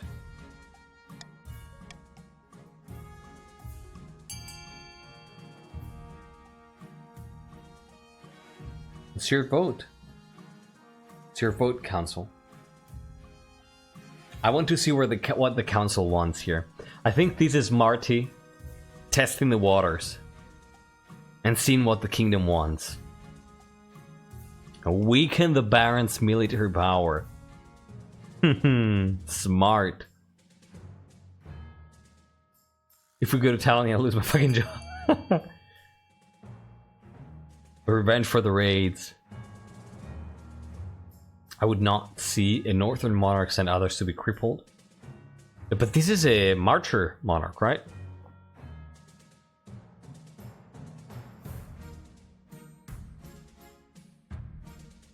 Oh, the Casual Hoi family wants to establish mercenary companies. They want the money. But apparently most of the nobles wants to invade.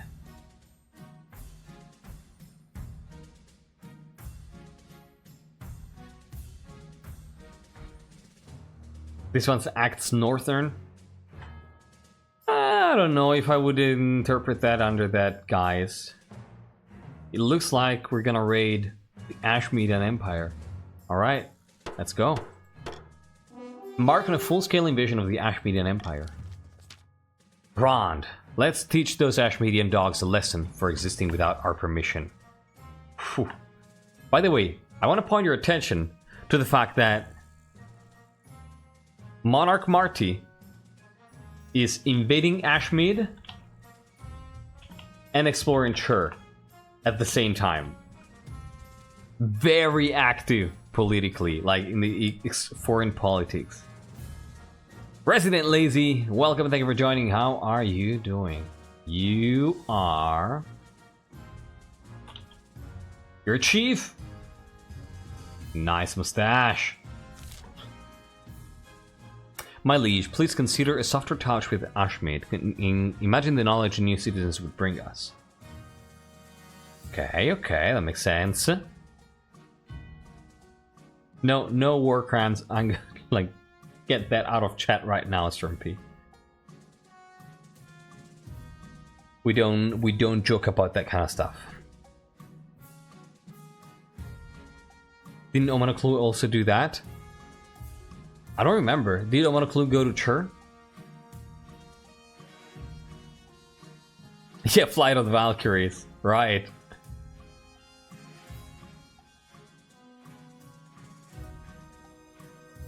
Glad to hear you're doing good, Resident Lazy. Oh, I'm great. I'm doing absolutely great.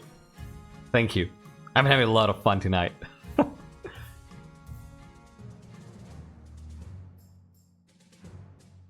Alright, let's go. Willfully misinterpreting a standard diplomatic message as a grave insult, you send a declaration of war to the Ashmedan Empire. You've never seen the barons so excited.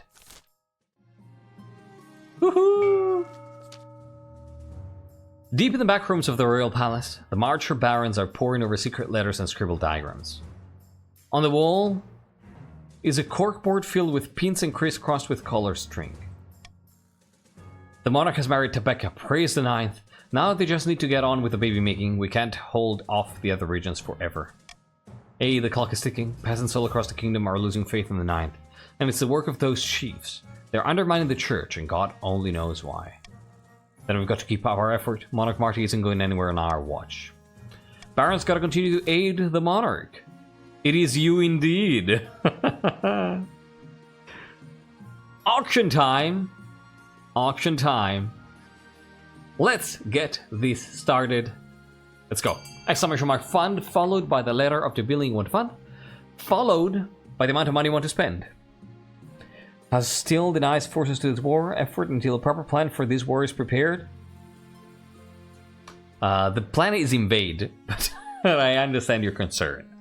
Your options are lowering farming for the barons with A, lowering authority with B, raising faith for the chiefs with C, raising military for the chiefs with D, raising trade for the counts with E, and lowering military for the counts with F.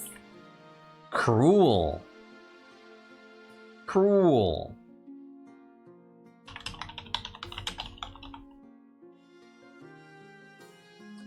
And there is 10 seconds left right now. So go, go, go. Go, go, go. Damn, Lurk's funding. 150 gold. Okay. Ponswag, among others, establishing a fortress to raise the chief's military and that which lurks and others, creating a grand bazaar in the east to increase trade.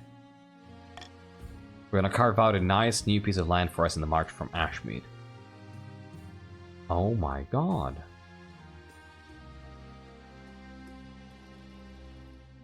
Let's go with the long march north. I see invade Ashmead, I invade Ashmead. Sorry, Ephra. Good evening, Your Majesty. Tell me, have you ever heard of Odhald's Horn?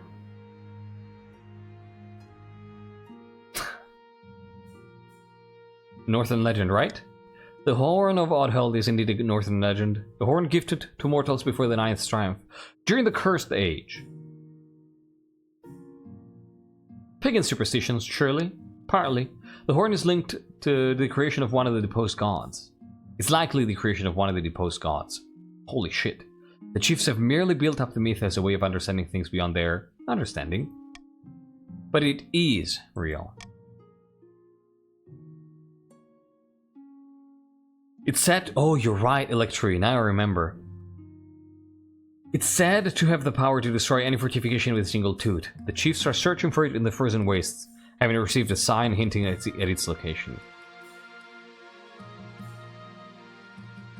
We're so devoted to the Ninth. Do you really think we would do this?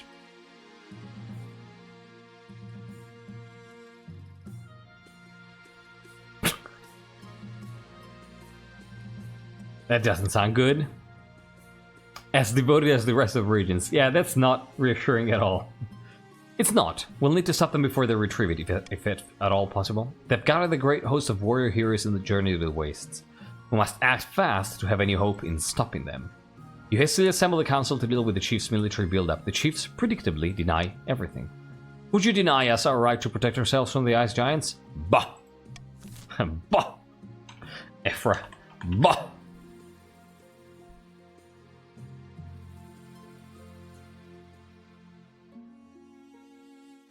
I'm going to veto this. Oh god. Am I going to veto this? Or am I going to bribe you?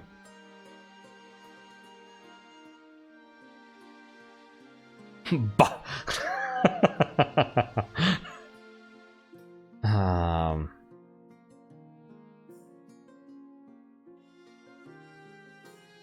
I think it's gonna be bribes.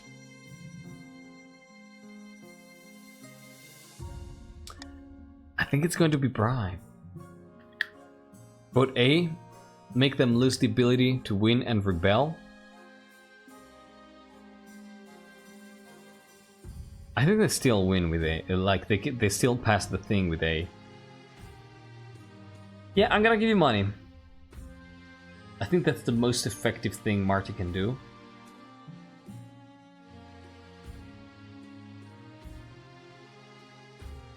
Yeah, and this can be circumvented. This slows them down, right? Yeah, I think this makes sense.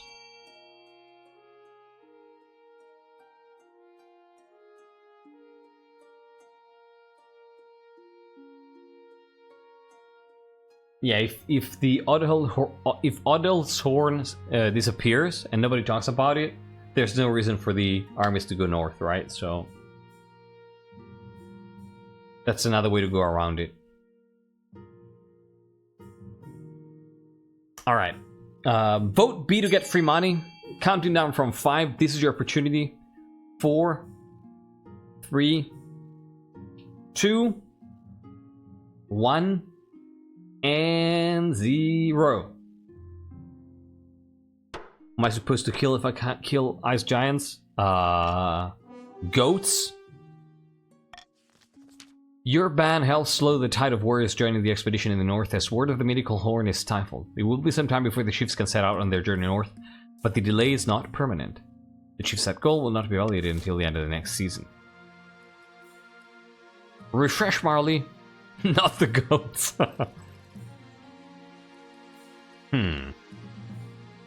Ashmedians, yeah. Like the northern candidate. So, war with Ashmead. All I have to say about it is, bah! New quote. Ha! You should have seen the look on the Ashmedian diplomat's face when I told him we were declaring war on his pathetic empire. I kicked him in the rump as he left, for good measure. Okay. Okay. Exactly how capable is the Ashmedian military? That's a question you should have asked before declaring war, though. The Ashmedian Empire's golden age is long behind it. They're still bigger than us, but with more soldiers and a long history of conquest, but they lack discipline and are plagued by infighting. Fortunately, the kingdom's armies have not looked so formidable in a long time. I think we can win this. Wow! News of the war inspires a wave of patriotic fervor across the kingdom. Old knights come out of retirement. Naive youth stampede to join the army. Hopefully it'll prove enough. That's cool! Holy crap!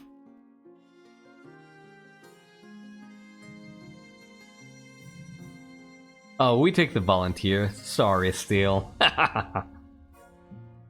Yeah, why would you ask that after?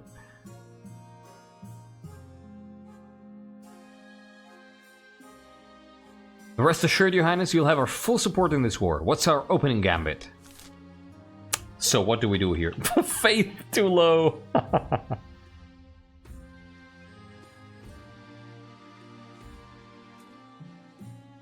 Full-scale invasion, right?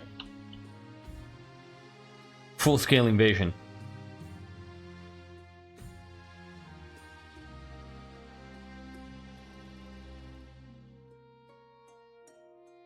Right? We must be smart about this. I think we just go.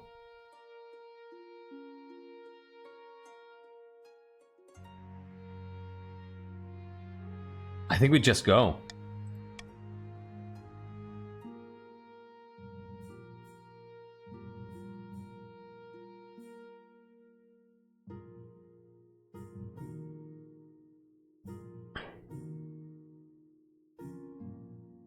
I think we just go.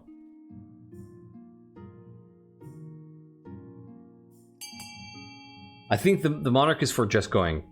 But it's gonna depend on the vote of the council, of course.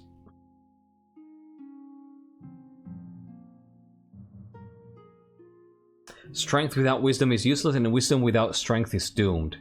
It's just that sending assassins and saboteurs is not very culturally accepted in this kingdom, you know? Why iron? For flavor. I'm role-playing. In case you didn't know. I do the roleplay. This is so split. 8, 8, 10. If you haven't voted, I strongly encourage you to do so. We need everyone's votes here. Because this is about how we do the war. So, I'm going to count down from 5, 4, 3, 2, 1, and 0. Damn, that was really close. It was like 9, 10, 11. With Miss Minichu's vote, it would have been 10, 10, 11. Yeah, assassins and saboteurs are are a bit frowned upon, exactly. Been through 8 Ashmedian wars. When it says they are united, we must go. Yeah. Please do not spoil the events for me. Like, I'm role-playing. I don't care about winning. I'll start marshalling our troops. The Empire is no easy target. We only have one chance to get this right.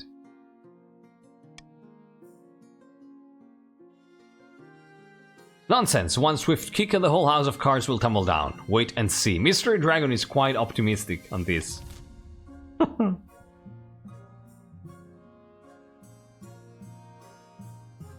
Oh, that's true, Dragonfeet, yeah.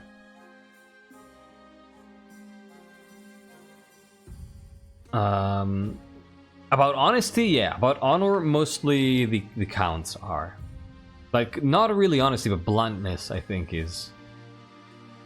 It seems all my soldiers have deserted for Kurth. I cannot provide soldiers for this war. You should get them in check, then. Your marriage to Tebek has grown strong and steady like an old castle wall. Though it began as a political arrangement, it's blossomed into something like love. It's high time you thought about an heir. Congrats are in order. The royal wedding was a magnificent affair. But I need an heir. Do we go with the cousin here?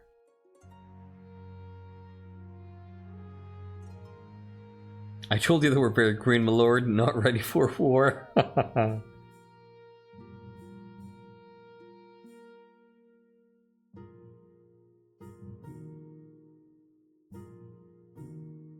I think my wife and I will have a child together. What can be more propitious? Propitious? Like, you know, good luck. I don't know how to say that. Than a child born during war times. Oh, Clara's back. Do you really believe in your cousin with this family feud? Good point. That's another great point. Another great reason why shouldn't have gone with a cousin. Good, Alex. You're absolutely right.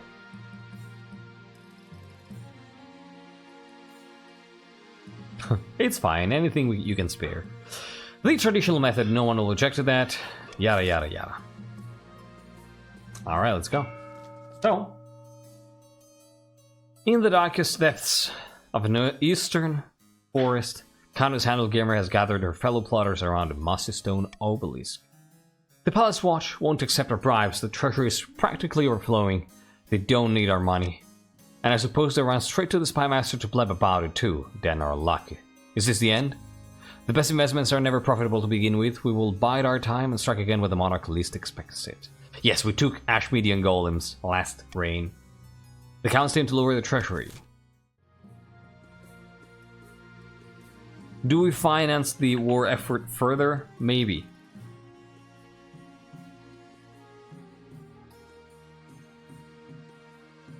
Maybe.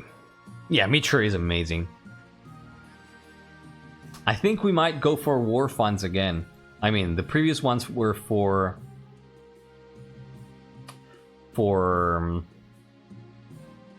Chur.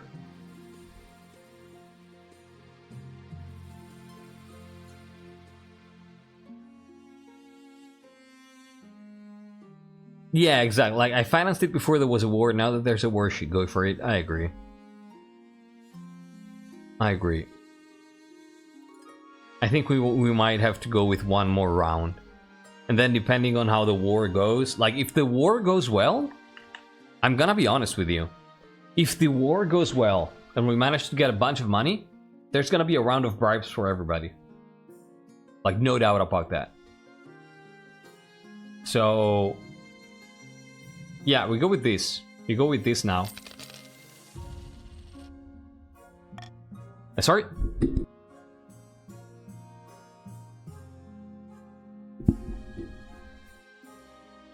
Yeah, exactly. Like, if the war goes well and we get money from the war, we're absolutely gonna go for a round of bribes. Like, for all 3 regions. Invading the Empire. Rogue Golem.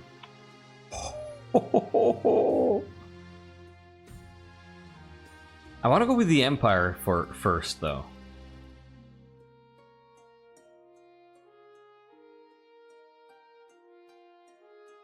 Yeah, let's go with this one. Your Majesty, our troops are massing at the Ash-Median border. Soon we'll cross over and the war will begin in earnest. What are your instructions? Exactly, Dragon Pit. Precisely. Holy shit.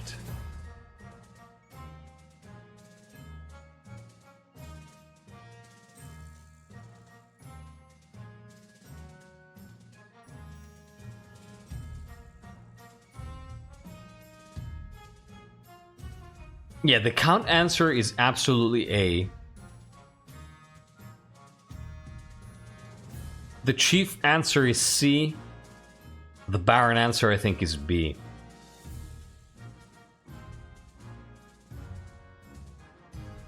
No, the whole dynasty is not about honor at all. The counts are about honor. The other two regions, not so much. Chiefs care nothing about honor.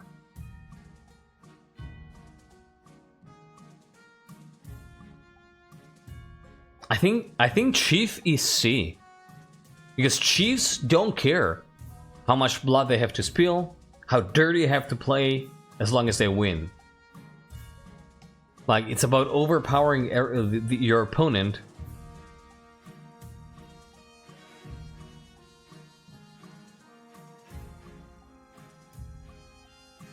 It does depend on your noble's views, yeah. Yeah, I think A is Count, B is Baroness, and C is Chief. Yeah. Yeah, no worry, Burb. Kiwi. So, yeah, the Monarch is a Baron. But I don't want to skew the vote too much, so I think I'm just gonna go with... The Monarch would definitely push for B. I think the Monarch would go for B. No doubt about it. But I don't want to veto any option, and I don't want to skew things too much because of a golden choice, so I'm actually gonna leave relative freedom to the nobles.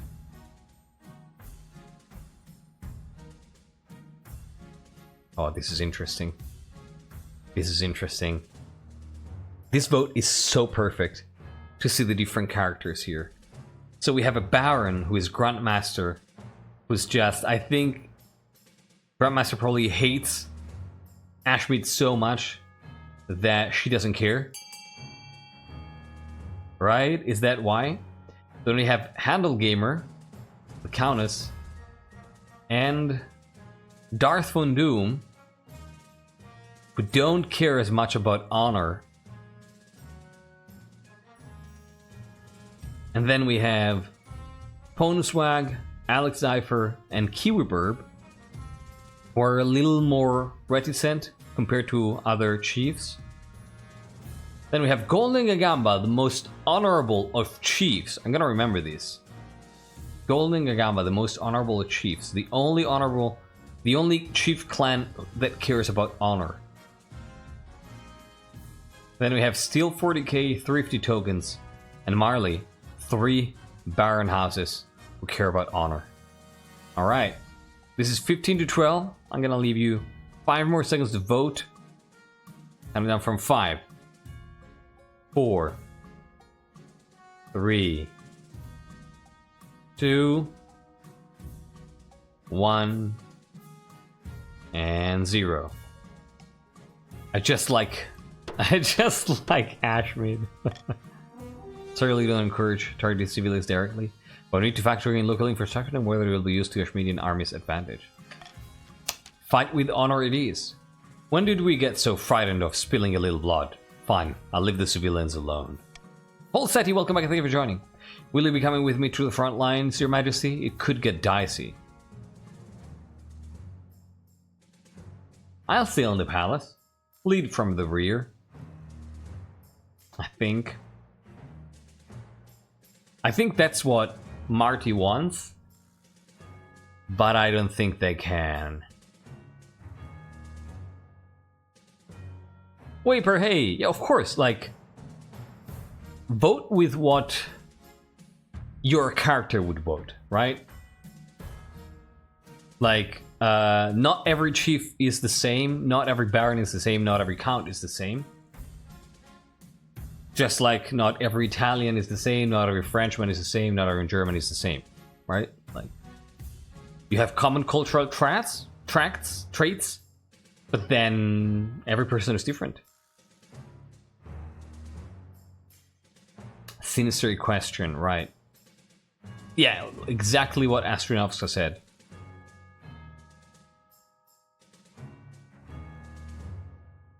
Yeah, I think that they know that this is not tolerated.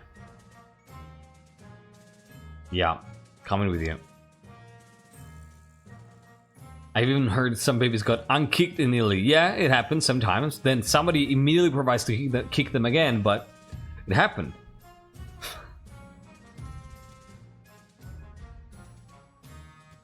Accompanied by the marshal and a regiment of palace soldiers, you ride out to the front lines to lead the invasion into Empire territory. Most of Ashmead is a scorching hot desert, dotted with the rusted hulks of strange machines. Rivers crisscross the arid landscape like tangled serpents, glittering towns of marble crowded on their backs. The martial soldiers are awaiting you, led by Baron Thrifty Tokens. Hi, Thrifty. Hello. Hello. Time to teach those Ashmeadian scum some manners. Didn't you like and respect Ashmead? Didn't you like them? Yes, we are at war.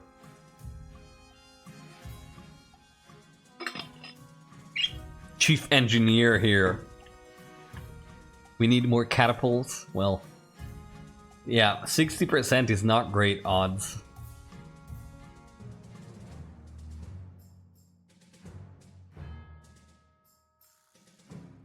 Well, let's go.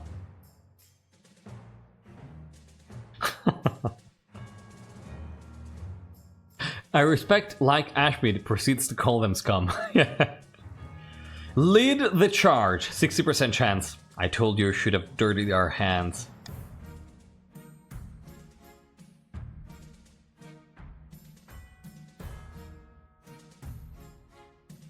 It's eerily quiet once you cross over into Ashmead, but not for long.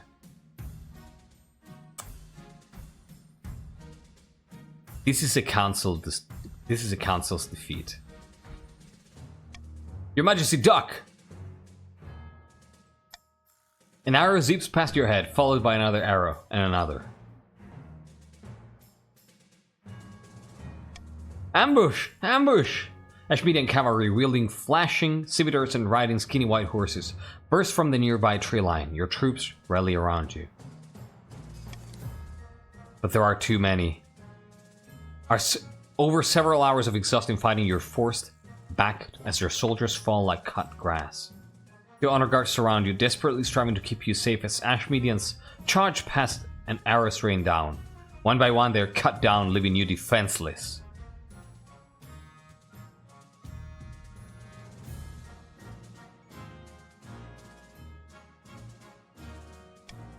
You ride through the chaos of battle, searching for the marshal. A lance catches your armor and knocks you clean off your horse. You lie in the mud, staring up as a dozen Ashmeadians charge at you.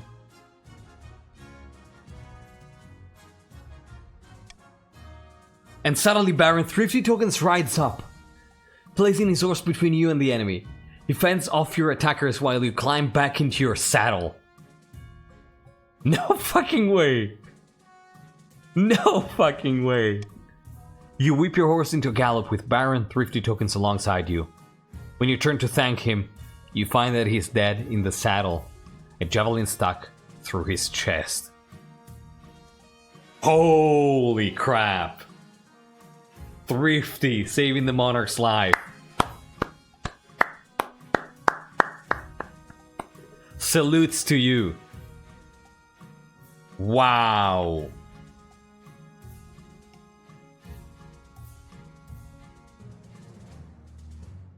Thrifty, You do deserve a statue.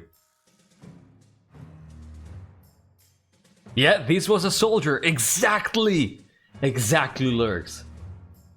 Exactly. We're indeed building a statue for Thrifty if we're given an option. I followed my orders, I kept my oath. That's a good soldier. That's a good soldier, that's a hero.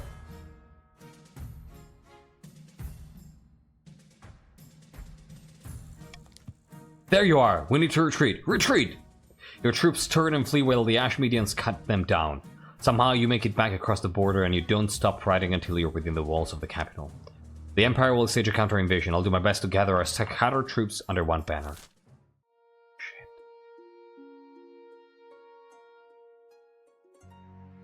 It never is. It never is. War against Ashmead is eternal. Losses are part of the war. That's how it is. That's how it is.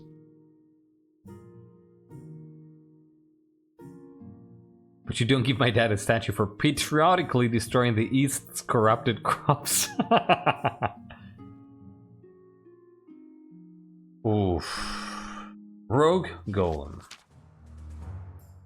A rogue golem has crossed into our territory over the Ashmedan border, Your Highness. This could be an exciting opportunity. Why did it cross over here? It was instructed to dig a trench, but evidently not told when to stop. It had dug a 16-mile furrow through the landscape and over the border by the time we stopped it. Please, my liege, this is our chance to figure out how this golem magic works. We could even turn it against Ashmead.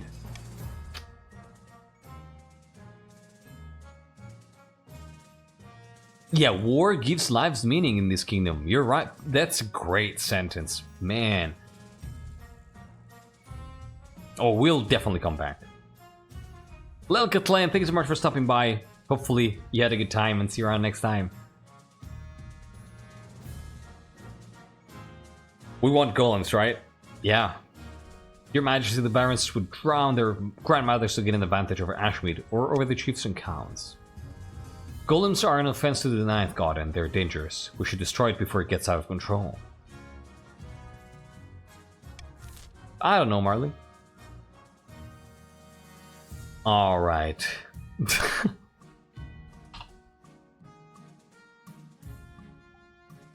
We just added to the army, right? Boom.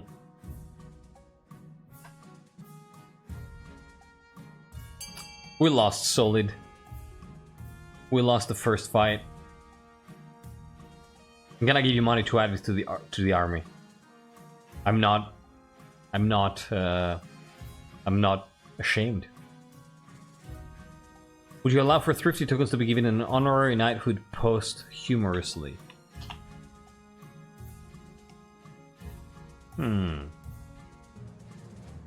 If the heir allows it, yeah. Who's this guy? The 9. Where's the other 8? So yeah, if Thrifty tokens a second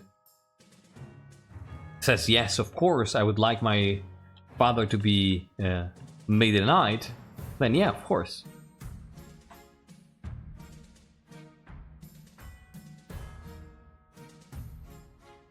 Alright.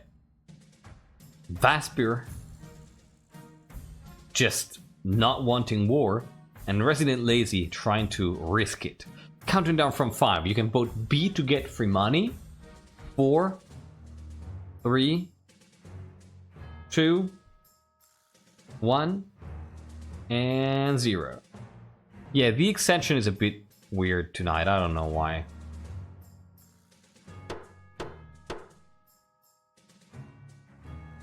Yeah, you've been voting anti-war, yeah. Let's go. We know from first-hand experience how well these golems fight. It'll be a wonderful addition to our troops. Yes! The golem lives up to its reputation. On its first test run, blades pop out of its wrists and slice a training dummy in half, as well as the wall behind it. There you go, now we're talking. Now we're talking.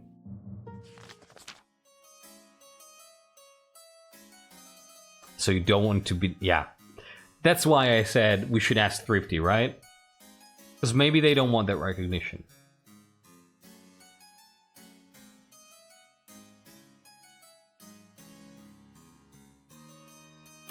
Count Caius Catahula strides into the council chamber, brandishing a clay pot from which grows a long, leafy plant with floppy yellow flowers. Praise Galdevaga! Our expert farmers have discovered a new kind of plant, Your Majesty. I thought you might like to name this exciting new discovery.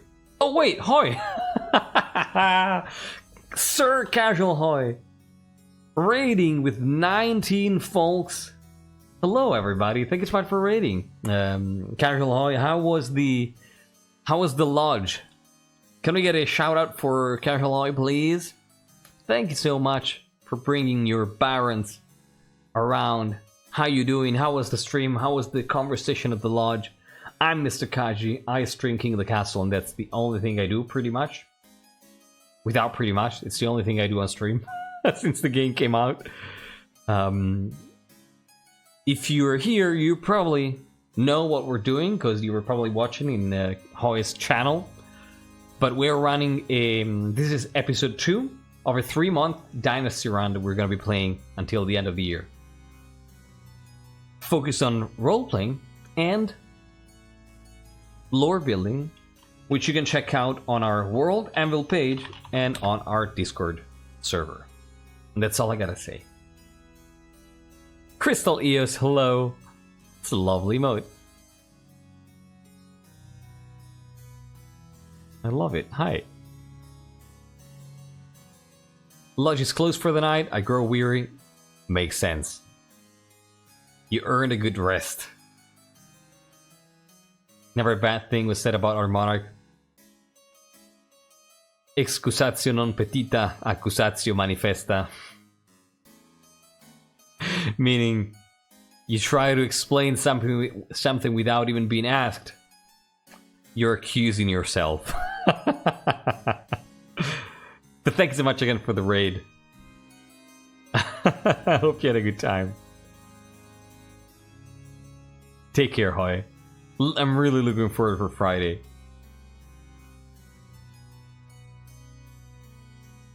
Vasper.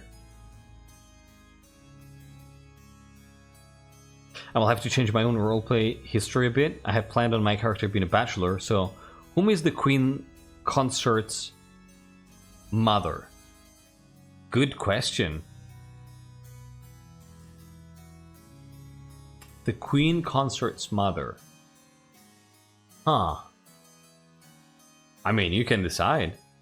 You can create a new character, or you can decide that like it's just it can be both a noble outside of the game and you create it and it doesn't exist technically, or you can ask other people, hey, do you want to be my wife?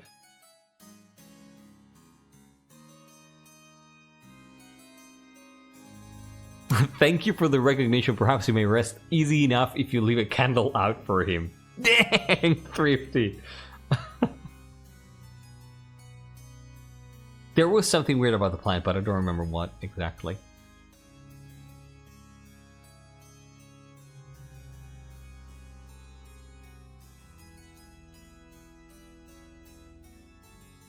I honestly have no idea still.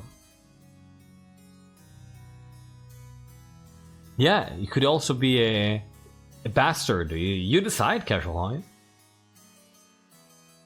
The mystery to find out her lineage. Yeah, like, it's all up to you. Honestly, I would still, like, since we've seen it before, I like the fact that I personally enjoy my short memory. It's something that I really like it's something I really like, because, like, whenever I watch a movie and I really enjoy it, and then some time passes and I rewatch the movie, I enjoy it almost as it was, almost like the first time. Because I forget most of it.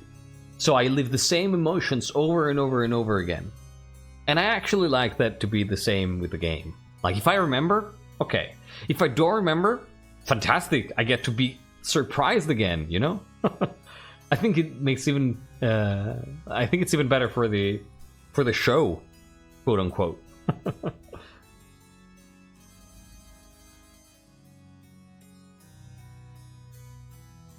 Yeah, don't spoil, don't spoil.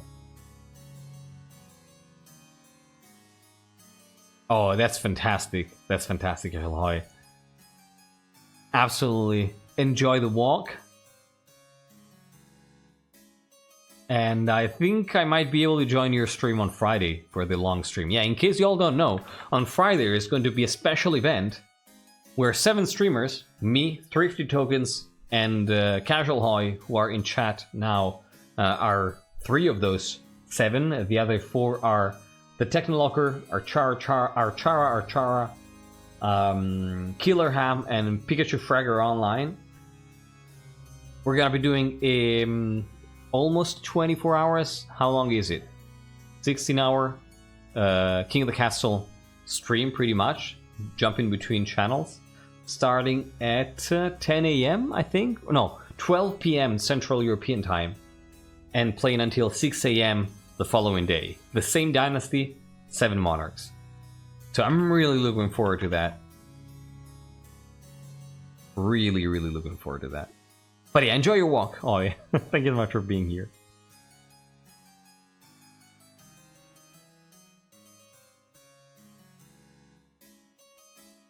I do remember Timian's Bane. I don't remember what happened.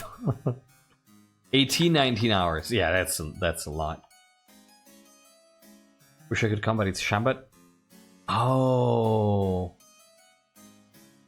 Wait, Shabbat is on Friday? God, I don't know.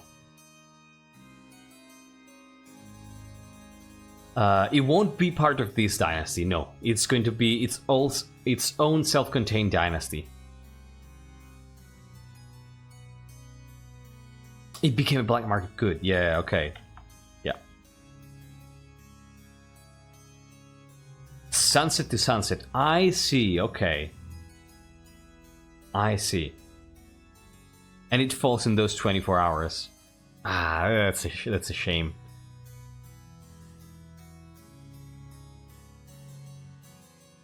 Oh, awesome. Okay. Awesome. I'm glad you can at least catch a part of it. So, what were we saying here? And there's gonna be VODs, so you can catch up with it if you get engaged with the dynasty. So how? Oh, Marti is absolutely gonna call it Royal Ivy. Absolutely. Absolutely. Absolutely. Majestic, I like it.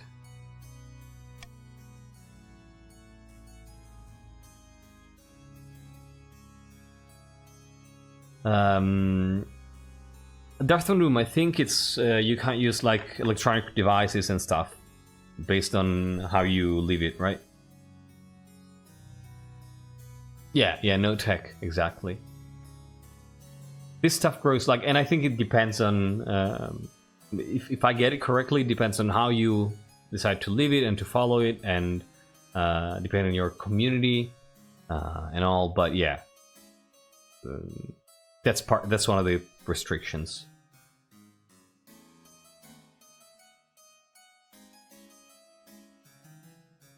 Oh, I think we're just gonna pass the same save around, Yuki.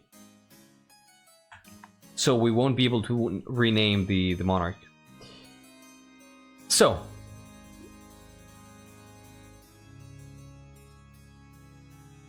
How do I go about making my character in the World Anvil page? So I am working on having a frequently asked question, useful info post on the Discord. But to give you a quick answer now, you would go on the Discord, post your noble family lore in the Nobles Lore channel, possibly making a thread for your own family, and then Baspir, who is the only editor of the World Anvil, is gonna grab everything that is in the threads and paste it in the World Anvil. So that's how Poor Vaspir. I don't necessarily every shout because I love my tech, but it's quite nice for a little break. Yeah, it does sound nice, to be quite honest. I get it.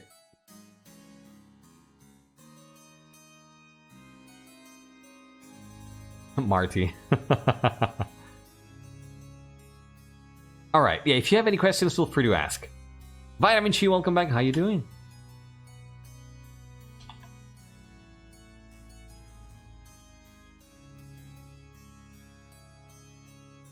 Yeah, Vaspir is doing an incredible job. This stuff grows wonderfully fast. It tastes horrible, but the farm animals don't mind. I suggest we grow it in the east as livestock feed, or perhaps we could it would make a nice addition to the palace decor.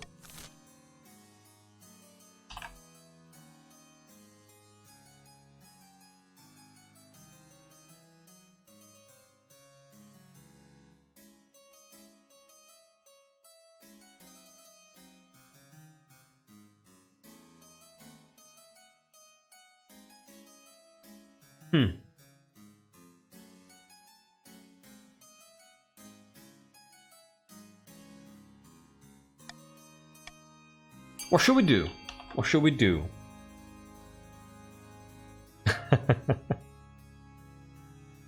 I'm so glad you enjoy it. It truly is an invaluable work. I cannot wait for the start of the Bearclaw Dynasty to be filled in. So, like, if only because I can then show it on stream, and I think it's amazing to see people being like, "Oh my god!" every time I show it. So what do? Do we seize the royal ivy crop from the counts and plant it in the palace, or do we cultivate it in the east? We're 12 to 10, 13 to 10, 13 to 11. Wow, this is close. This is close. 13 to 12. 13 to 12, everybody. Let me count down from 5, 4, 3. Barons are loyalists. 13 to 14. 2, 1, and 0. It's a freaking tie. First tie of the night.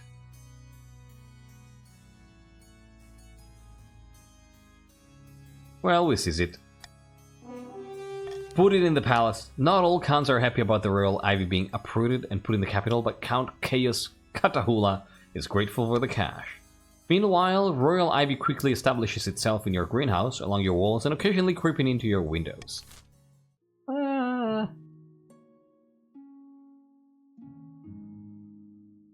It's good for animals, at least. Season.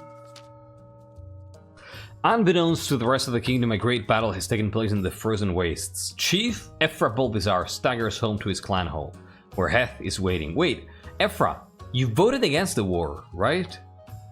You voted against the war. Is that correct?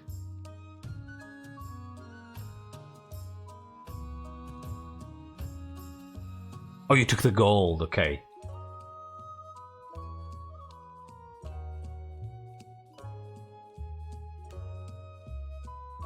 Oh, Marley was, yes. In the Aquila Dynasty, Marley was, yes. It is done. The Ice Giants have been defeated at great cost. Behold, the Horn of Odhel. As he brandishes the horn, the room goes silent. A crooked old ram's horn by the looks of it, but as big as a person's head, and inlaid with gold and ancient runes of power. By each and every god. Yeah, I did bribe you. This horn has the power to collapse buildings, cause earthquakes, even destroy mountains. We must assemble the other chiefs at once to decide on how it will be used. Chiefs, how do you want to try to end your scheming? Do you want to threaten to destroy the kingdom's food supplies, trying to lower other people's farming? Or do you want to sneak into the capital and collapse the palace onto the monarch's head, trying to lower authority? These are both tough. Send help? What? Nah, you're fine, Marley.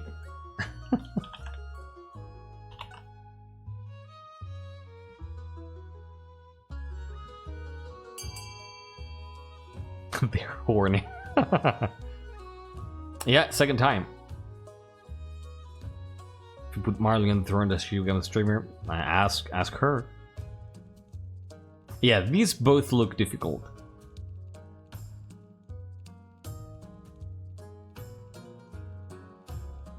Alright. Sneak into the capital and collapse the palace into the monarch's head. You really don't like this monarch, huh? Alright. 3 to 8. It's fine, melting penguins. Sure, like 3. Oh yeah, Pasnik ends up on the throne. That's how it goes, yeah. A bit too sneaky for my liking, but it'll get the job done. We'd best make sure that security is lax enough for us to sneak in. I'm sure we can convince the monarch to relax a few restrictions here and there. For the good of the realm, of course. For the final stage of their scheme, the chiefs must lower authority to 5 or less? Okay. Okay. Well.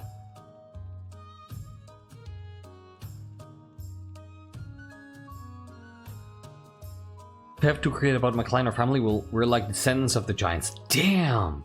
Hence the eyes, right?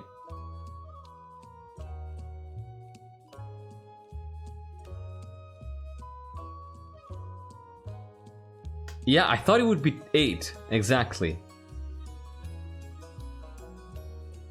I mean, another loss for the Chiefs. Never count anybody as losing. Oh, I forgot it too, Marley. But yeah, like I've had multiple times stats at like 10 and 9 falling down to 3 and 4. So don't count them out. Do not count them out.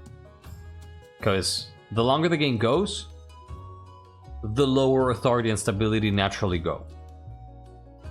Like, authority and stability tend to go up at the start of the game, and then they tend to go low as long as the game goes.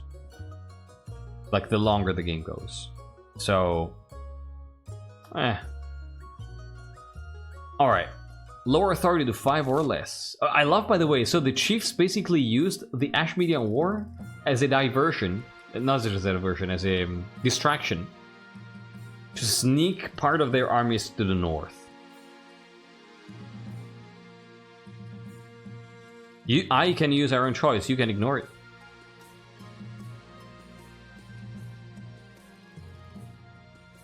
Oh, I'm not even talking about rebellion. Like, I've seen authority and stability plummeting from 10-9 to 3-4 without even a rebellions. Especially with low faith, with plagues and stuff, so... Again, never count someone out. Look at the Barons last game. They were behind the whole game and then just won. Yeah, exactly, still. Precisely. Like with Grandma, yeah. So... It can plummet really, really quickly, yep.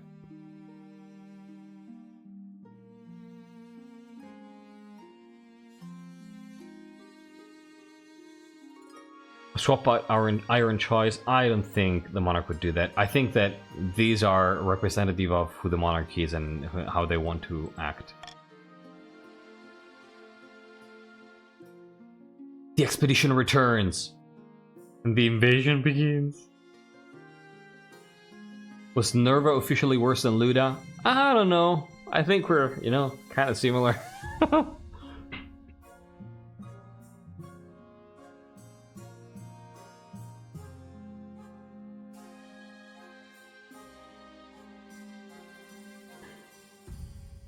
Yeah, exactly. No one noticed that, Ephra. So do we go to Chur first?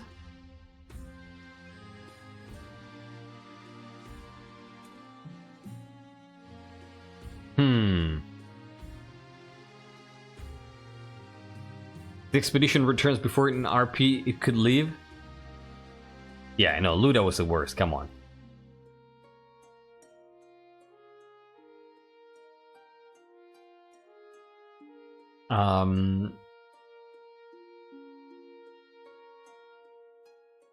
Nah, looks like you decided, right? I think that the expedition. Oh, Luda is. You don't know Luda, Darth Von Doom? Can we have a link in chat for Luda, please? So Darth Von Doom can get a sense of who the worst monarch in history was. Can we just RP how the expedition went between the departure and the return? Oh, absolutely. That's what I would love to see. Yeah, there you go. The link that Vaspir posted. That's Luda. The worst monarch in history. Thank you, Vaspir. Like, I now want to believe that you have it, like, as a quick favorite. But yeah, like, absolutely, Marley. That's what I want to see. Yeah, I would love to see what happened during the expedition. Let's go with the planting first, though, because it's the less relevant one, and then let's keep the two juicy ones at the for the end of the turn.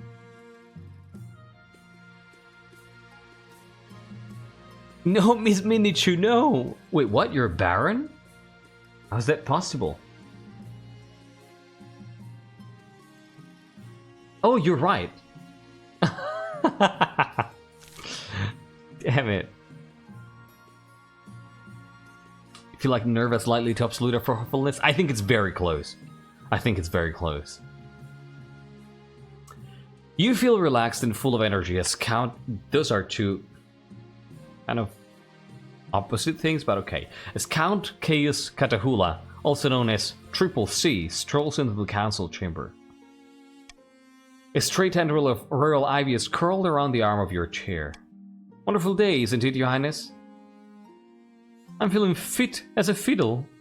Yes, a few of the scholars have been researching the properties of royal ivy, and the scent of the flowers has a euphoric effect. But perhaps that's a good thing if it makes everyone more cheerful. Where's the harm? Ah. Remove the royal ivy from the palace immediately. It's harmless. Keep it in the palace. Right. What could go wrong? Right. It's harmless.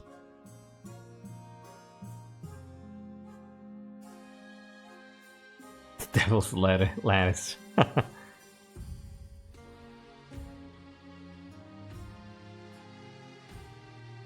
Yeah, Luda didn't have a brain. I mean, come on. It's fine. It's harmless. What could go wrong? What could go wrong? It's harmless. Let's keep it in the palace. It's absolutely harmless. Nothing bad ever came from a plant. Nothing bad ever came from a plant. It's fine. I'm telling you. It's harmless. There is absolutely no reason why we should be worried. You can trust me. I'm an expert. How high is the Monarch right now? Sky high.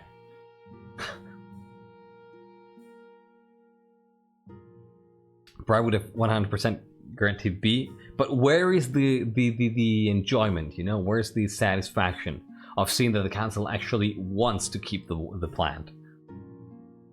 There you go. You're not doing anything. The Monarch is doing everything on their own. Bro, I was chilling with my royal ivy and I was so pesty like, whoa. Alright, it's harmless. I'm glad you agree. The counts are relieved that their precious royal ivy has not lost its good reputation. When you settle in your bed that night, leaves coil across your ceiling. What could go wrong? What could go wrong? I think we do the expedition.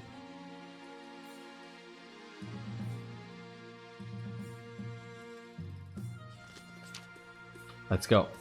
It's kale, just more tasty.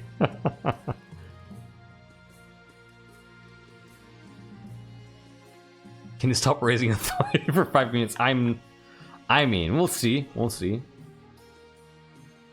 Oh, fuck. I have no honor guard. Oh, no. In an uncharacteristically brash move, your treasurer bursts into the council chambers unannounced, right in the middle of a session. Your Majesty, the expedition you sent to Chur has finally returned.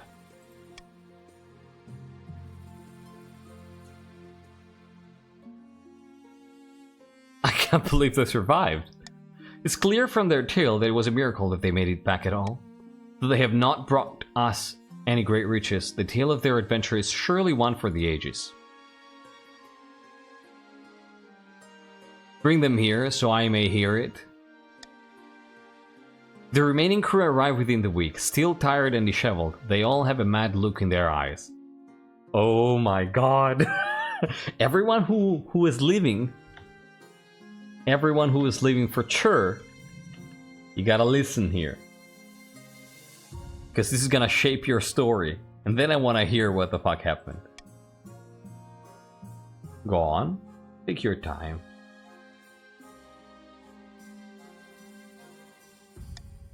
We arrived in good time and delegated a group to explore the plains.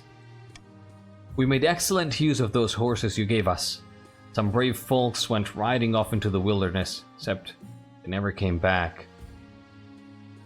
And y'all, you who left, can decide. Actually, let me do something real quick here. So, if some people left already, I can link them to the correct timestamp. Did you put wheel on the horses? On their ears. On their ears. Yeah, like, everything that this person is saying, you can decide who went. Like, you can decide if your character died on the expedition. Now, not everybody, because some people came back, right? But for those of you who went, if you want to say, yeah, my character, for instance, was one of those brave folks riding off into the wilderness and never coming back, you can tell us, yeah, that was my nobleman, and that's why they died. That's how they died. That's what happened. Oh, this is gonna be really interesting. This is gonna be so interesting. Then we sent some more after them, and they disappeared as well. Couldn't you track them? Mark my words, that place has something wrong with it. Everywhere looks the same, nothing but open grass as far as the eye can see. Turns you around in circle. Short journeys take... Oh, turns you round in circles. Short journeys take days longer than they should. Even the clouds were a funny color. Didn't trust it one bit. Endless plains? Not what I was expecting.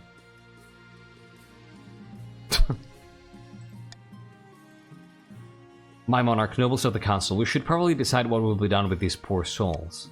They've braved the far reaches of the world in the name of our kingdom and returned. Surely a celebration is in order, or at least a few knighthoods? Yeah, this is so fucked up, I love it too. What was the timestamp again? Oh, I marked it and I'm gonna post it later. I don't know, like, just look at the current time of the stream, right? Like, I cannot check it now, I need to check the VOD.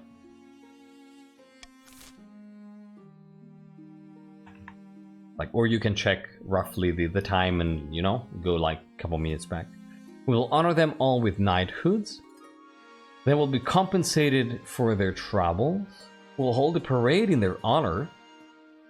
That's quite expensive.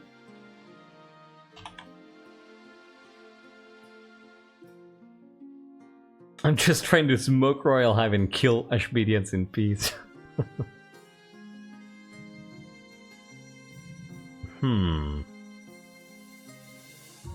Oh, okay, Marley.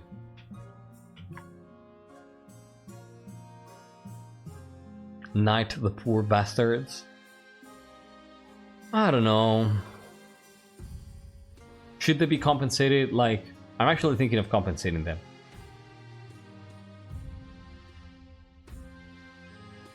Actually, you know what?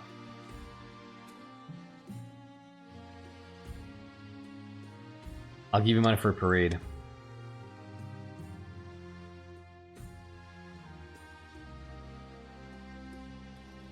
Yeah, I'll give you money for parade. Because I think that we need the good RP, the good PR right now.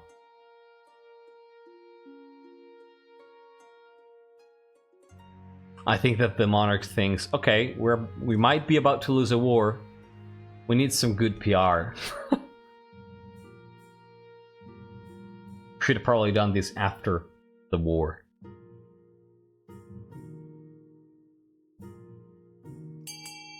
Alright, counting down from 5, 4, vote C to get free money.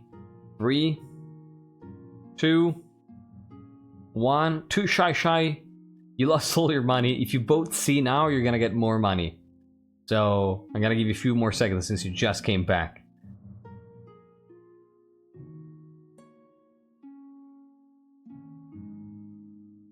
Oh dang, you're way ahead of schedule, Vitamin Chi. Smoke a little ivy. 2 shy, counting down from 5. You gotta vote C to get free money. 4, 3, 2, last call, 1, and 0. Sorry, I waited. I tried. Yeah, one of the few times Marlowe refuses money. A great parade is thrown in the capital, attracting guests from all over the kingdom. You honor the sailors and the shipbuilders who carry them to Chur with a lavish ceremony. Word spreads of their return, and soon peasants and nobles alike hang on every word as they recount their tales in taverns across the country. That's amazing. No, Lurks, no! Yes, the current monarch is a baron from the Grandmaster family. The invasion begins. Your Majesty, our invasion didn't exactly go according to plan. Ashmedian troops gave us a thrashing, and now they're pouring across the Marcher border. It doesn't look good. I'm all out of ideas. Maybe the council can help? Trust in the barons to hold them off. Hire mercenaries to assist the defense. Desperately sue for peace.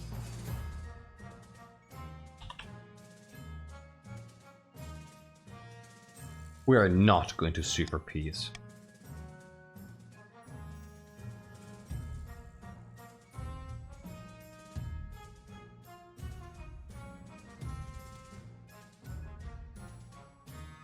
I think we just trust in the barons.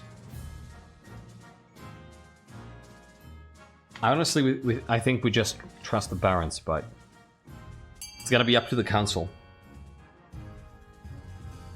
How does Stream for Peace work? It doesn't, but I guess they ask for reparations from us. I guess that's how it works, but I've never seen it.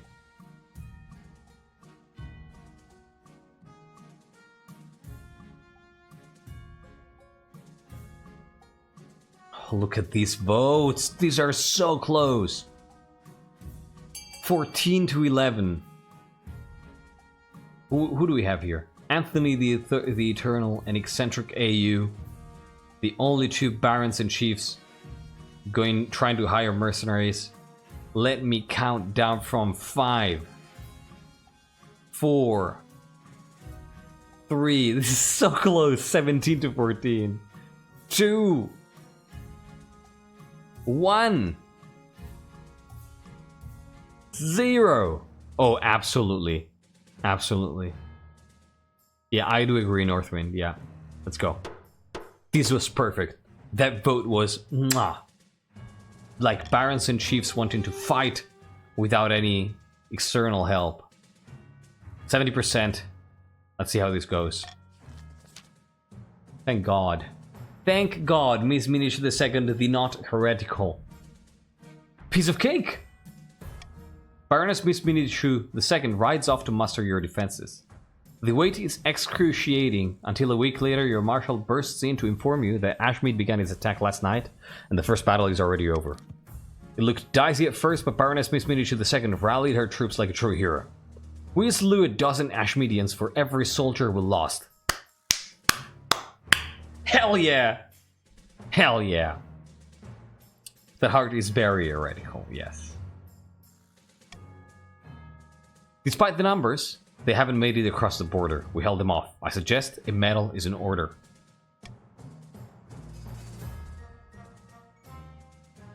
Yes, award a medal to Baroness Miss Minish II. Baroness Miss Minish II beams as you pin the medal to her chest. I mean, we're gonna take it back when we burn her. The Ashmedians won't give up that easily, unfortunately. We're safe for now, but they're no doubt gearing up for another assault. Yeah, but victory is ours today.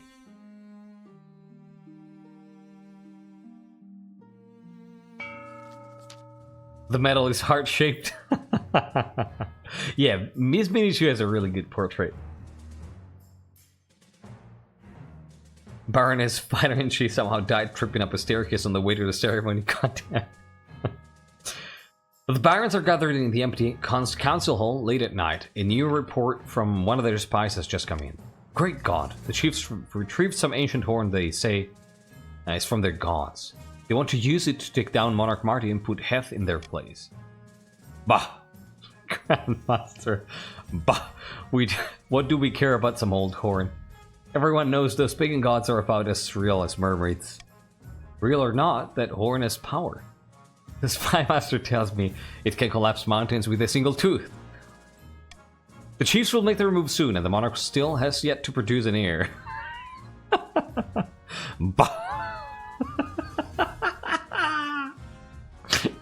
Y'all are silly.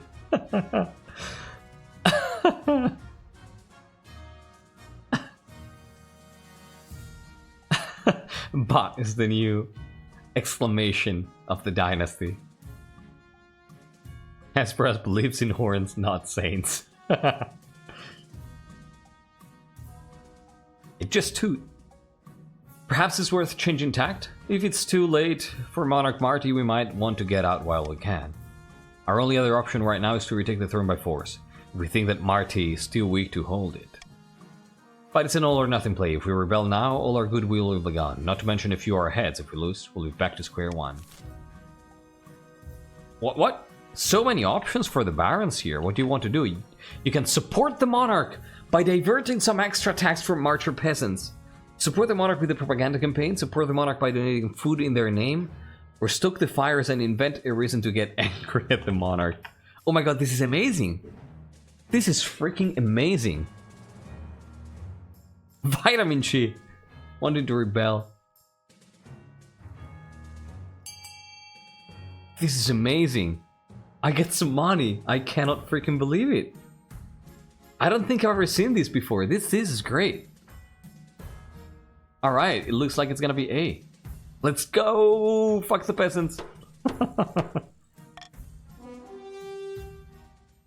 Yeah, look at that. Even more votes for A coming through.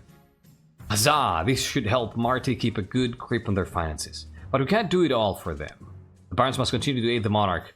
I love you, barons. I love you immensely. We went to war. And I knew you would support me. A new honor guard. Hell yeah. Give me the honor guard. Immediately. And we even have an heir.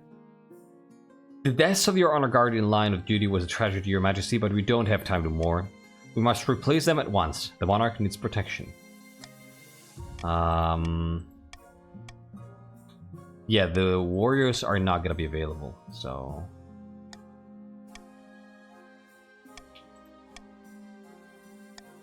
I think... Fuck the peasants. Yeah, I mean, that's how it is. Oh, it says fever, yeah.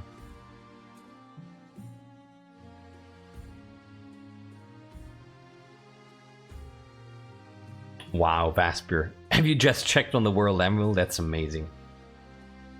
I mean, it's going to be the veterans, right? Yeah, it's gonna be the veterans.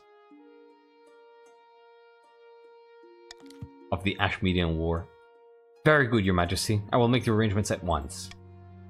The veterans arrive a few weeks later. They march into the throne room in perfect formation before lining up behind your throne. Hands are on their sword hilts. Each soldier sports a bigger scar than the last.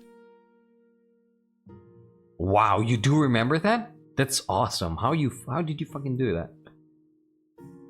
No way. Oh, okay. Okay. What's on the World Anvil? Only the entire chronicle of our previous dynasty, Darth Von Doom, with every single event that ever happened. In chronological order. Let him join your honor guard? Who? My father may have went mad on the expedition, but he still is an amazing fighter. I don't know about that. My grandpa's best friend's cousin's son was on the previous honor guard.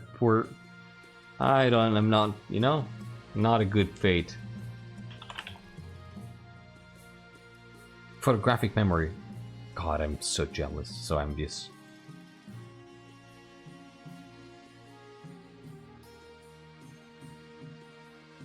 Chronological.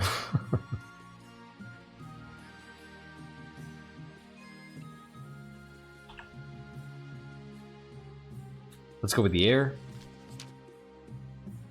Your quest for an heir is finally complete. You stand before the council holding a small child in your arms.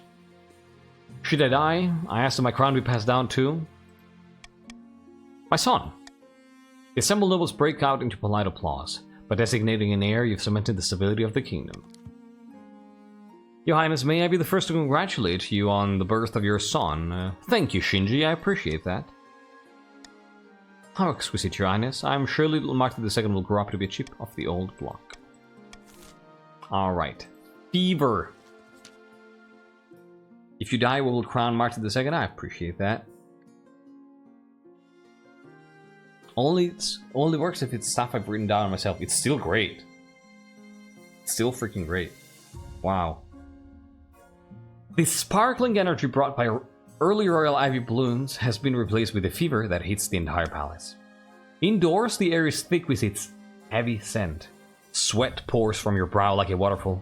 When servants open the windows, leaves and stems crowd inside as though hungry. It's afflicting Tabeka too. Both of you feel absolutely dreadful. When the scholars from Quill University investigate the royal ivy, it becomes clear that it's responsible for the sickness. What the fuck?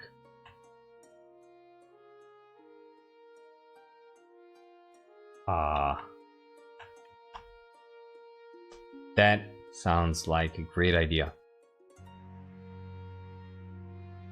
Veto B.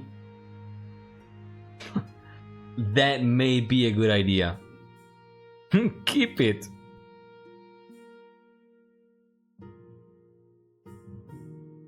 Full tyrant or full person who's scared to die, you know?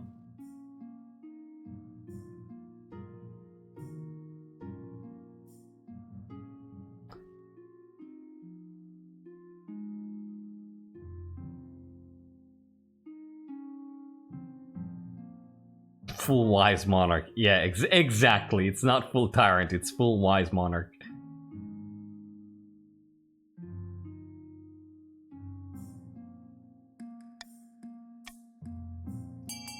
Yeah, no, it sounds smart. It sounds smart. You never know. You never know. It doesn't sound like a smart choice.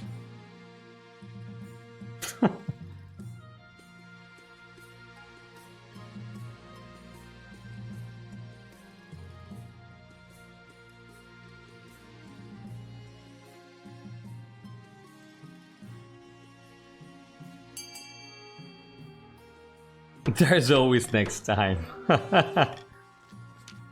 Farmers from the east are recruited into militia, who calls themselves the Uprooters, and snap immediately into action. They cut and dig, and soon every trace of royal ivy in the palace has gone. You're practically dizzy with the speed of it all. I still don't have a resolution though. Auction time, everybody! Exclamation mark fund followed by the letter of the bill you want to fund, followed by the amount of money you want to spend. Your options are lowering farming for the barons with A, lowering military for the barons with B, raising faith for the chiefs with C, lowering authority with D, raising military for the counts with E, and lowering stability with F. There may be some delay, so don't wait until the last second.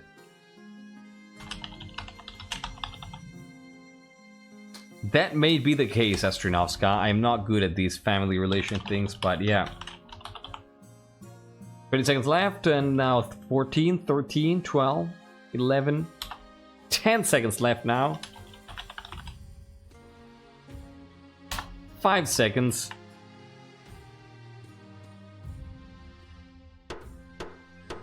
What got funded? Eccentric AU, lowering authority, among others. Wow, we spent a lot of money here. And MSB, getting a reasonably cheap fortress, raising military. That's good. We just really like the arts. Withdrawal. Wow, this is so bad. Golem Assault.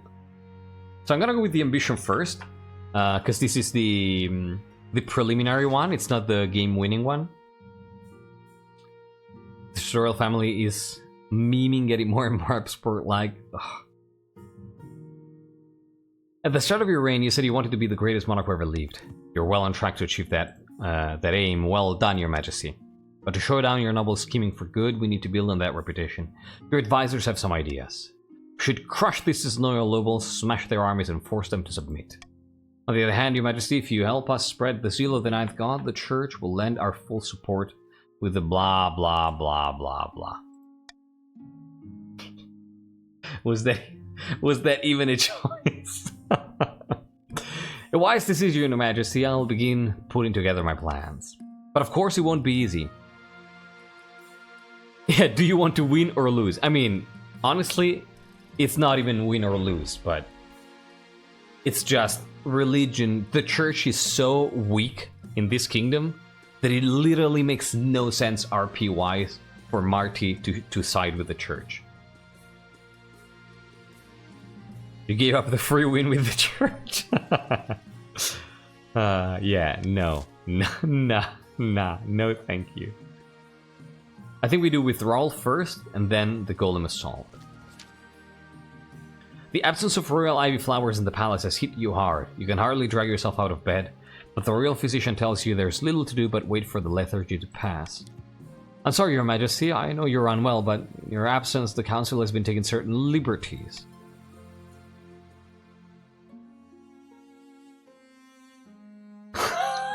It's funny, North Wind.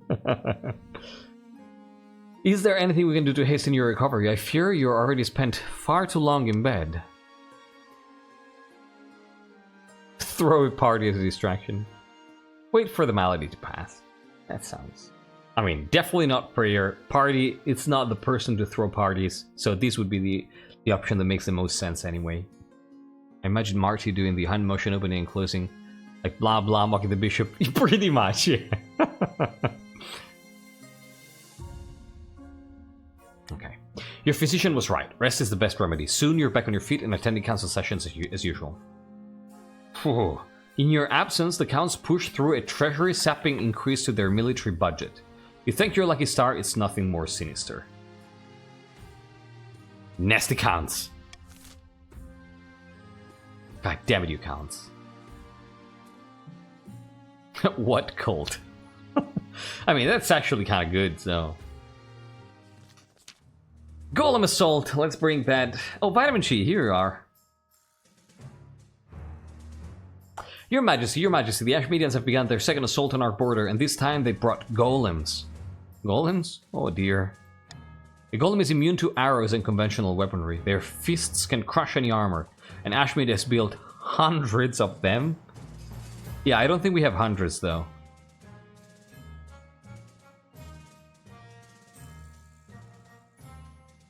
Do I get a new death? You might.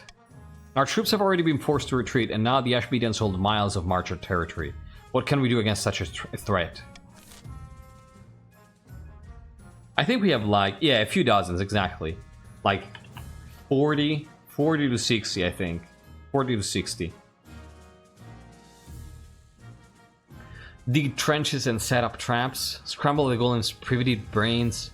Hire a wizard to advise on defeating the golems.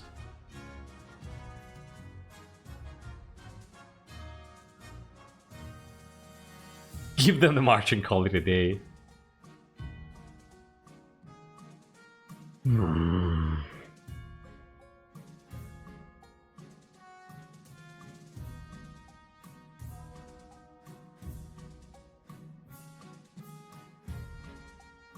Ooh.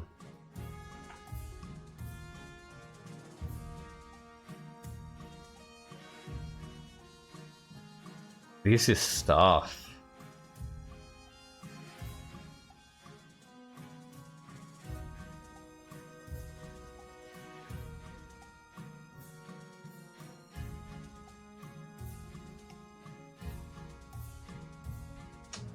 This is tough. Scramble the golem's primitive brains. Dig trenches and set up traps. Hire a wizard to advise on defeating golems.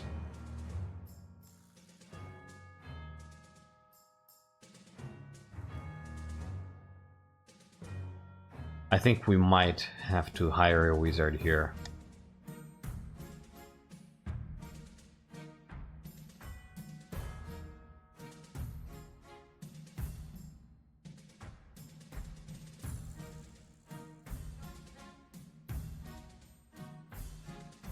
C is the safest bet, yeah.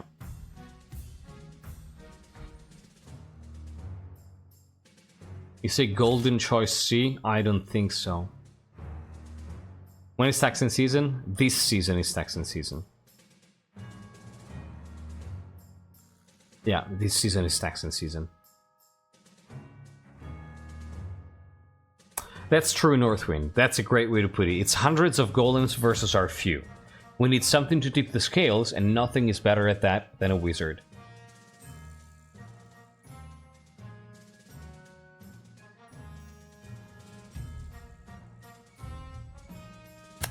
I think that what the Monarch is going to do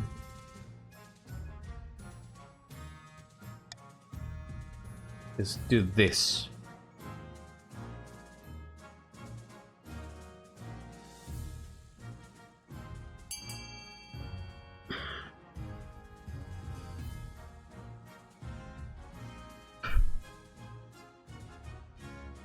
This is what the Monarch suggests, but it's too risky.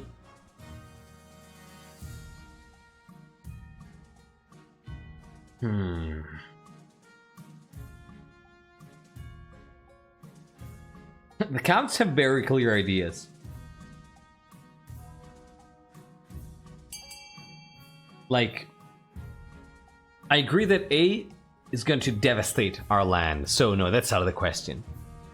And I think that Marti would rather attempt to turn the golems against Ashmead than have to ask for help from a wizard.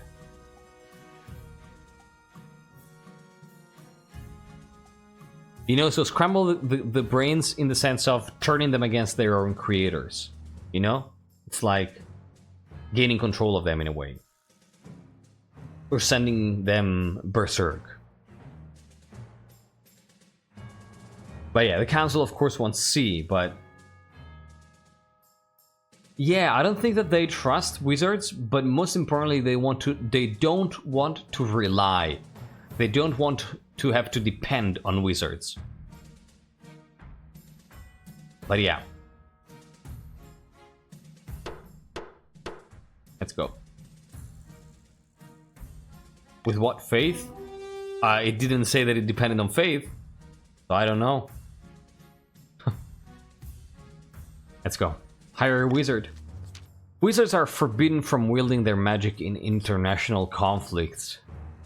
But with enough coin, they can be persuaded to offer advice. Oh, that's cool. That's really cool. The wizard Gordias is the first to take you up on your offer.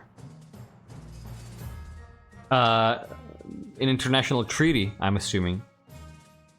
Yeah, like a UN convention. He's a hideous and broken thing carried into your palace aboard a palanquin. Golems are primitive beings, yes, really. No brains, no free will. If they're ordered to fight you, they'll follow you to the ends of Celestath. But they're all so heavy. Why not lure them into a swamp? What is it? Genius! The wizard's advice is as good as gold. It proves eminently simple for your troops to lead the relentless golems into a bog, which swallows them without trace. Oh yeah, Admiral mentions that, yeah. Any man could have thought of that, but they didn't. Bloody fantastic. The Ashmedians value their golems highly. Their morals plummeted, and they'll be much more cautious now. Perhaps this humiliation will be enough to persuade them to negotiate. Or to persuade us to attack again.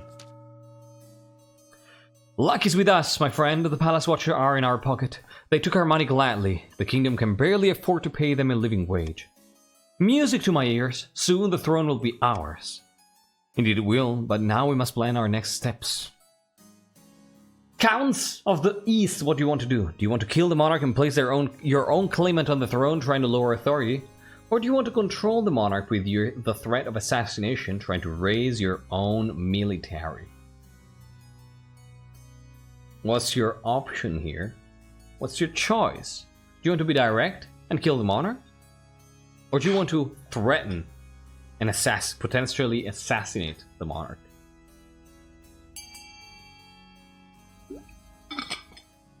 Yeah, exactly. Like, Shinji is pointing out one of the reasons to go B, right?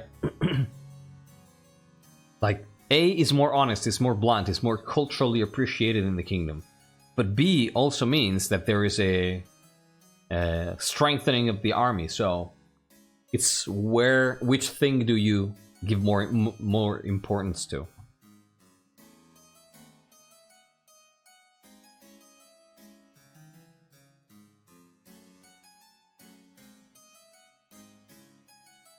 Yeah, one would be a team up and coin toss. I agree, yeah. I want no part in this vote. Wow. Alright.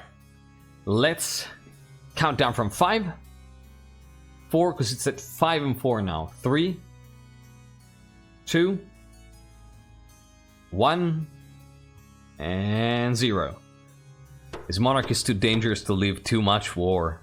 Wow. Vaspir, did you? Yeah, you voted to kill the monarch. Astrinovska, Melting Penguins, MSB, and Handel Gamer. Damn, with the heretical heart. Damn. Right, that's the one, Northwind from Admiral. That's amazing. For the next few months, we'll have our troops infiltrate the capital disguised as beggars. At my signal, they'll gather and storm the palace in the dead of night. The bribed watch will open the gates, our soldiers will murder the monarch in their bed, and have our claimant on the throne before sunrise. Ruthless, I like it. But what about the chiefs and barons? They'll call us usurpers and rise in revolt. Also, this is not very honor-like. Counts. Yeah, don't worry, Astrinovska. Not necessarily, my friend. If Monarch Marti's rule is weak enough, we can persuade them to accept anything. I really want to see your family tree, by the way. For the final stage of the Count's scheme, they must lower the kingdom's authority to 5 or less.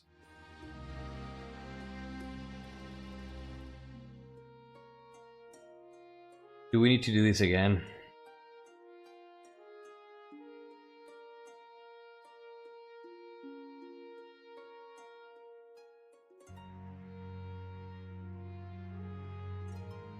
Do we need to do this again? Yeah, the vote sounded a little bit more honorable. That's true. I think we might have to do it again, because the treasure is just so low.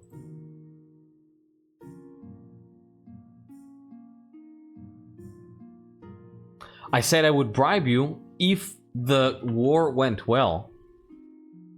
I said if the war goes well and we get money, I'm gonna bribe you all and give you back with interest. But the war didn't go well. It didn't go well. We failed and we're scrambling to defend. The war isn't going well at all. Yeah, no. I specifically said if the war goes well and we manage to get money from Ashmead, I'm gonna give you part of that money with a bribe. You can go back and rewatch it. That's what I said. You did good. Yeah, but it's not going well enough. We didn't get money.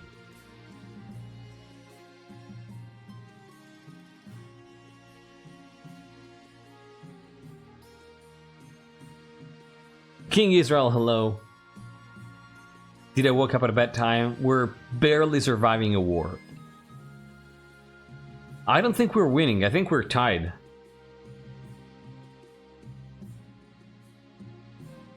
And I think I might have to ask for more support here. Yeah, I'm gonna grab it. We're still at war. Yep, that's what this monarch does. That's how it goes. Seeking a truce and an invitation. I've taken all your gold. Whoops. Whoops. I support my tyrant in chief.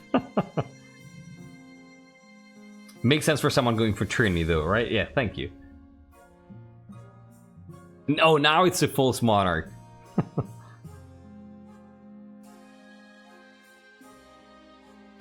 King Israel. So let's go with the invitation first, of course. Who's inviting me? Vampaloth, hey! Who asked earlier if they had appeared. Without a word, Conte Vampaloth hands you a blood red envelope. It is sealed with white wax in the shape of a skull. That's cool. Inside is a beautifully written invitation to an event called the Crimson Vigil, due to take place on an autumn night late next year. I really love the very slight smirk on the mole. I like the look. I actually really like the look here, the expression, the hat. I love it. Monarch the Cruel Taxer. King Israel, you are your account. I put up with the unjust war and the constant taxes, but when the March is the only one fighting in taxes so heavily, why should we fight for this false monarch? That's a point of view. It kind of makes sense, but yeah. I suppose I shall attend this event, whatever it is. Yes.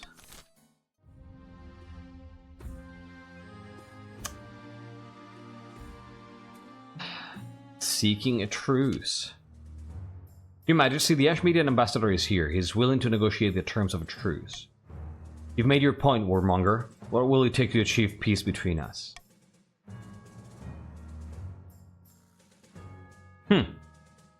We won the war. Is it worth pursuing peace, Marshal? Your Marshal takes you aside beyond the ambassador's earshot. The kingdom's armies are stretched to a breaking point, and Ashmead still hasn't shown their true power. We're lucky the Ashmedian citizens are demanding an end to this war. The Empire's endless manpower is still in reserve. Let's not push our luck. What do the barons think of this? I actually want to hear what the barons think of this. We've got them on the ropes. Let's march all the way to Ashmead and give them a hiding. Too shy. And too shy the warlike.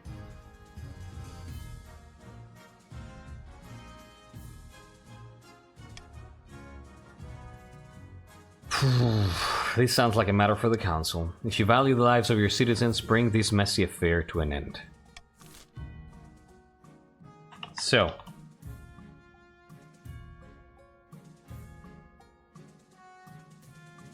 Holy shit. That's a huge tribute. Holy shit.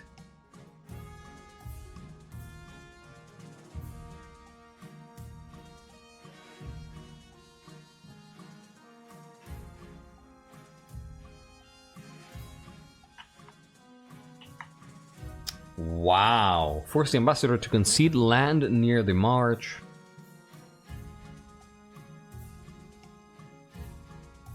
Demand that Ashmead pay an immense tribute before giving is out of the question.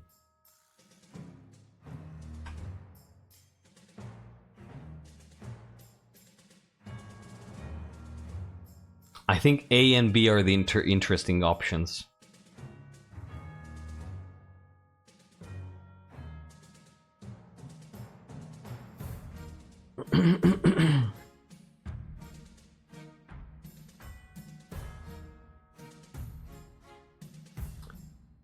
So...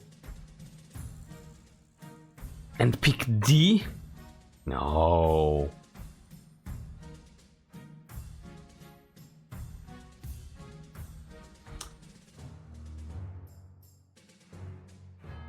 Yeah, no. I think the conditions are too good to say forever war here. I think the Monarch wants to go for either A or B. And one option could be going golden choice B. And then if the game ends, the heir is still going to be giving the first round of taxes as bribes. Maybe in the second, actually. Like the first for sure.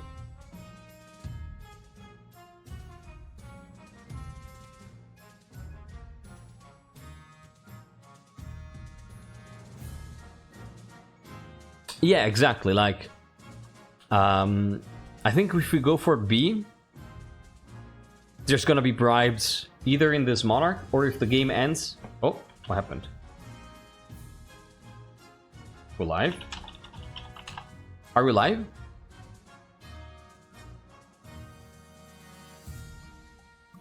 Are we live? Like, is the stream okay? Okay, the stream is okay. Okay, then I don't know what happened there. Okay. Okay. Yeah, that was weird. That was weird.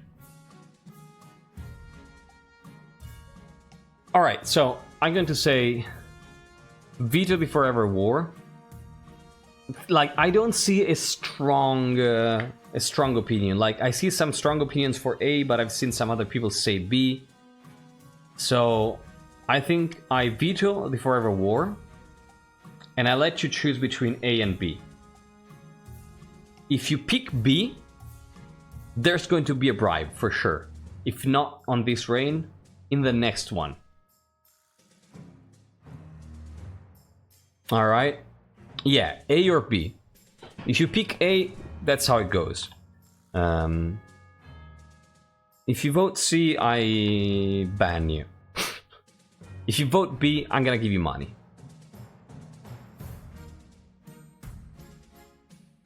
Oh, you don't have to rejoin. If the extension bugs, it fixes itself. Alright. Let's go.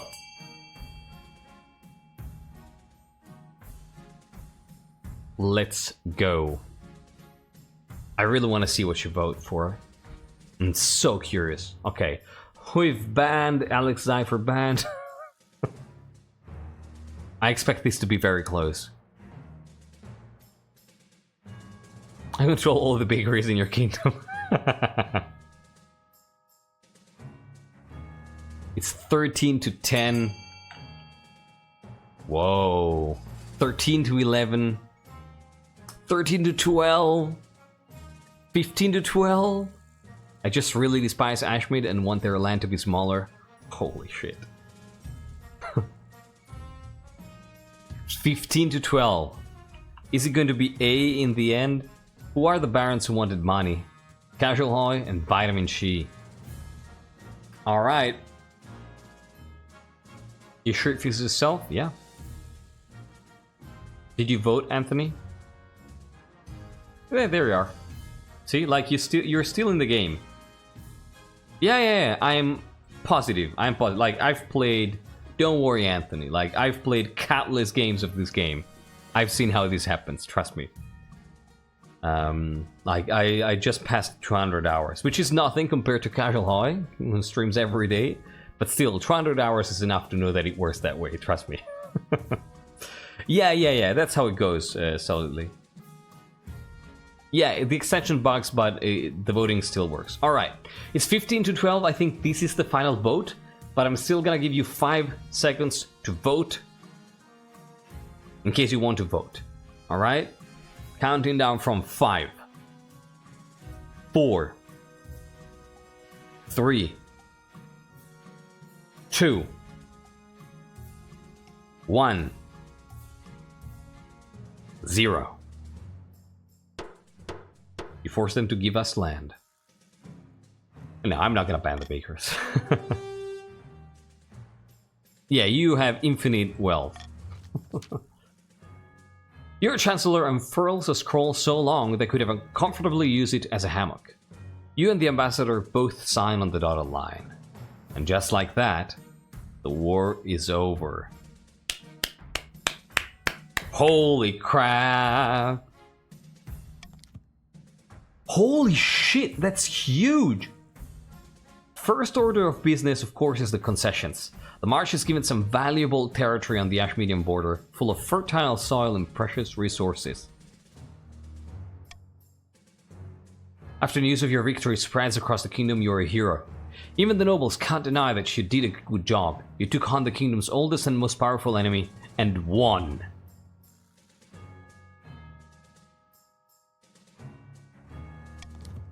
But there are still whispers that you should have pressed your advantage. We could have taken Ashmed's capital if the Monarch just had a little more spine. Yeah, Yuki, that's why I was saying money, like, money is for everybody, right? So it's because of the, like, not only barons voted for A. So if the other people from the other regions would have voted for B, that would have given money to everybody, right? So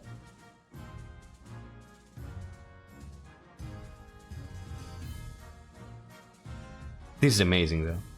This is what Castia would say here, so this is perfect.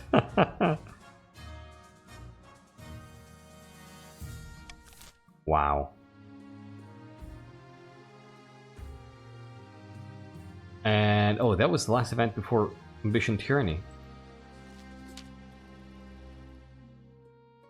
Oh my god.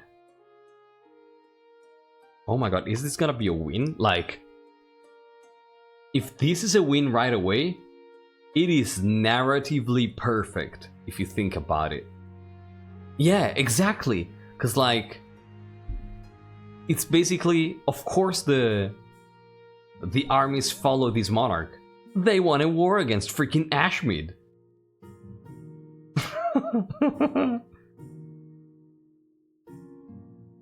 Yeah, if they win here, this is perfect. So, you've done some redecorating in the throne room, anticipating your future as an iron-fisted tyrant. When the Marshal walks in, she whistles appreciatively. I like what you've done with the place, lots of chains and spikes. Is that a working Iron Maiden? Had a ship from Tavalin. Very nice, I didn't even know they still made this. You put a lever in your throne, and a trapdoor opens just to the Marshal's left. Beneath it is a pit full of writhing snakes. All deadly, of course. Ha! Classic, let them try to vote against you now.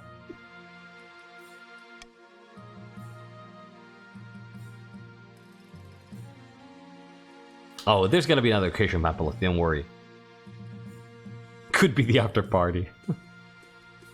Yeah, the war is over. The next one is against Tavalin. She composes her cell. I've been serving the troops across the kingdom.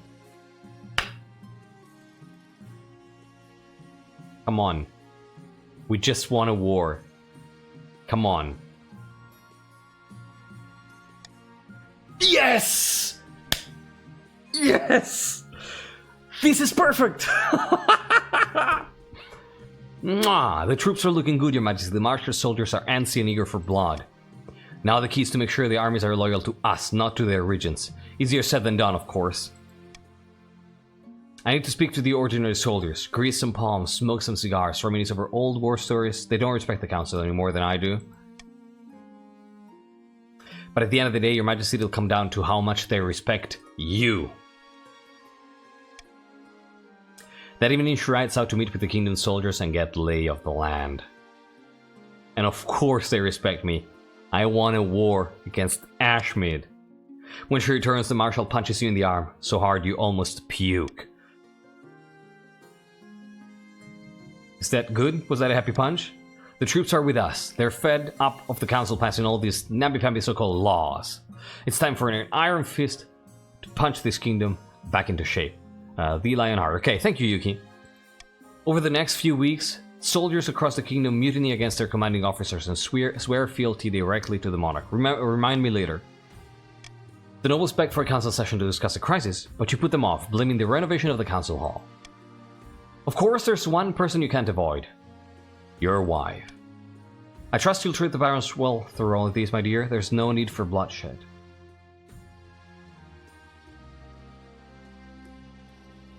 I won't hurt anyone. It's just to make a point. Maybe I'm a fool, but I believe you. Don't let me down. At long last, after you're sure the armies of the kingdom are in the palm of your hand, you allow the next council session to go ahead. This was an amazing monarch. The final council session. Yeah, in fact, you did. It's fine. I'm not actually not gonna hurt anyone, I think. The marshal stands at your right hand, flanked by a garrison of the city watch. The honor guard flanks you on the other side, ready for anything. Like, I want to see what happens, but I don't remember the options. The nobles file in one by one. Golden Gagamba. Is that an Iron Maiden? Most of them are looking nervous, but Baron Artadenis just looks angry. Your recent conduct has been outrageous, Your Highness. Unforgivable. Delaying the council session, secret meetings with their soldiers, violating the feudal contract. My top officers have been killed in this little mutiny of yours. Let's call the vote right now. I'm ready to deprive you of that crown. No, scratch that. I'm ready to deprive you of your head.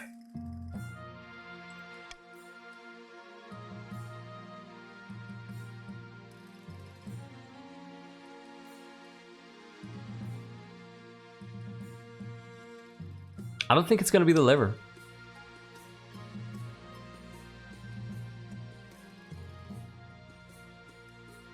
No, it's not gonna be the liver.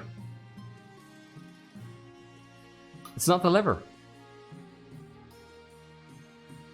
You don't install the lever and not use it. You know, I always use the lever. I don't think Marti would use the lever. I don't think they would. I think it's gonna be intimidation. It's like, I can hurt you, and I'm going to show you that I have the power to hurt you, and I'm not gonna use this power. And you know why? Because I'm sure that even if I leave you alive, and I let you do whatever you want, you won't have the power to hurt me back. That's how stronger I am than you. You are no threat to me. That's the implication. Inform Baron Artadenis that any more of this kind of talk will be met with cold steel. Your march of veterans back up your words, drawing their swords. Great God, Your Highness! How dare you threaten me?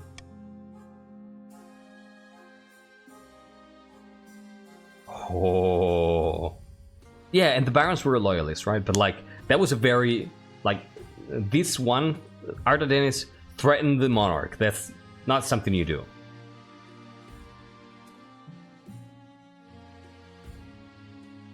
Oh, that's cool, Hesperus, yeah. Yeah, Artadenis is pressing their luck, yeah. Let me see the options here. It's over, stand down.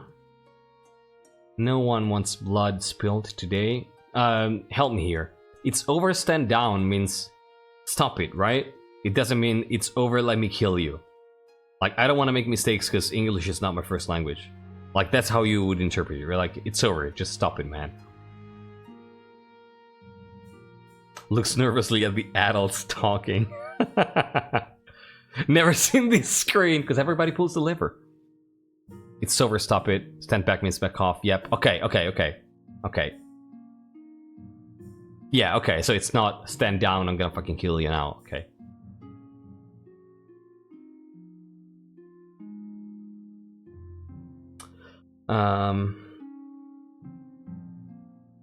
Is it that, or is it C?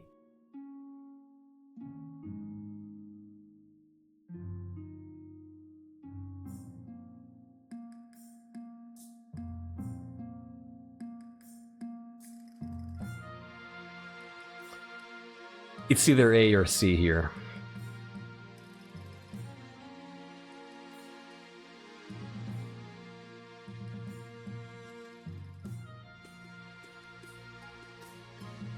Yeah, I agree.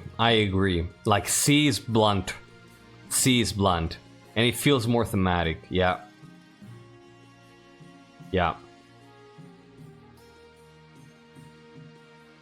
Yeah, C is blunt. I don't want to hurt you. Exactly. Yeah, it's what I said before. You're right. I don't want to hurt you, but I will if I have to.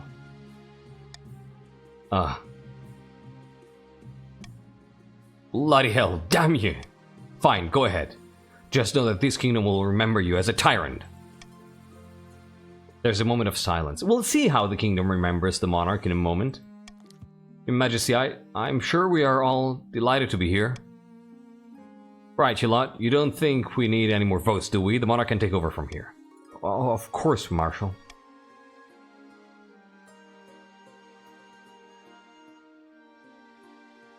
You don't need to scare them, Marshal. She wouldn't do anything so disrespectful as rolling her eyes, but she folds her arms huffily. I appreciate that, Anthony, as you say, Your Majesty.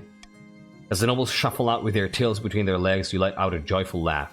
Maybe some would describe it as an evil cackle. Nah. But those people would be dissidents, and you deal with them harshly.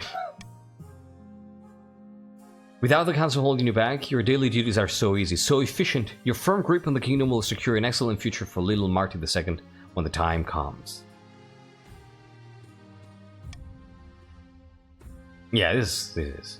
Your reign of terror is here, but your future has only just begun.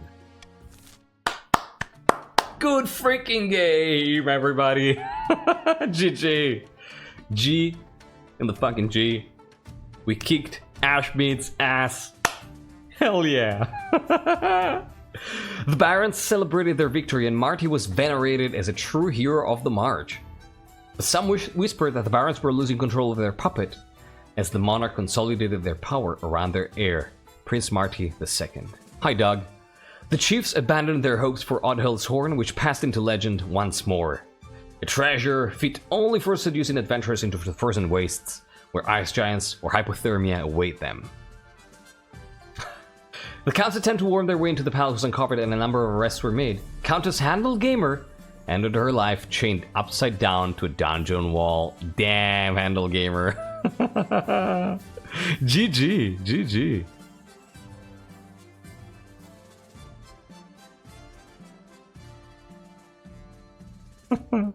Monarch Marti's reign spent another 15 blood-drenched years. The council couldn't defy them, fearing a gruesome fate. It was a dark and fearful time for everyone but the monarch, who seemed to enjoy themselves immensely, especially when spikes and thumbscrews were involved. That's propaganda. Let's see how they are remembered. Monarch Marti, the Crusader. This may be one of the most successful monarchs we've had. Like, ever. This was amazing. Wow. Wow. We did not win the war with Ashmead? Yeah, we negotiated a favorable truce. Agreed. Agreed. Absolutely agreed. You're hero of the march, yeah.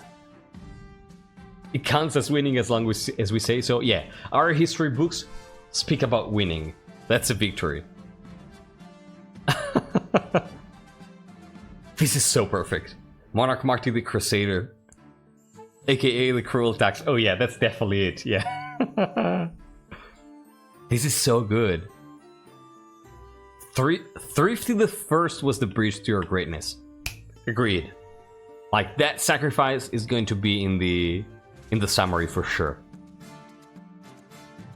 Right, that was so narratively perfect. I agree. Marti, I'll pay you back later.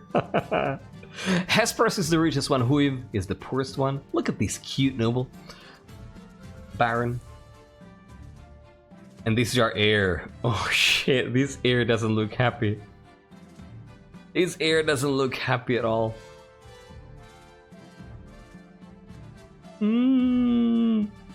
Marti II.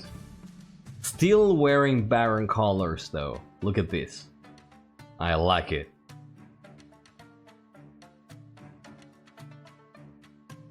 Oh, this one is not...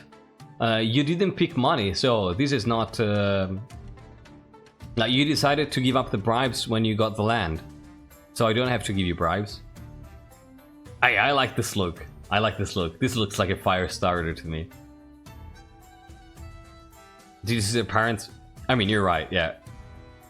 Permanent serious face. Yeah, yeah. Big role to fill, I agree. I agree. Sure, Marley. You throw ideas around. I'm gonna consider them.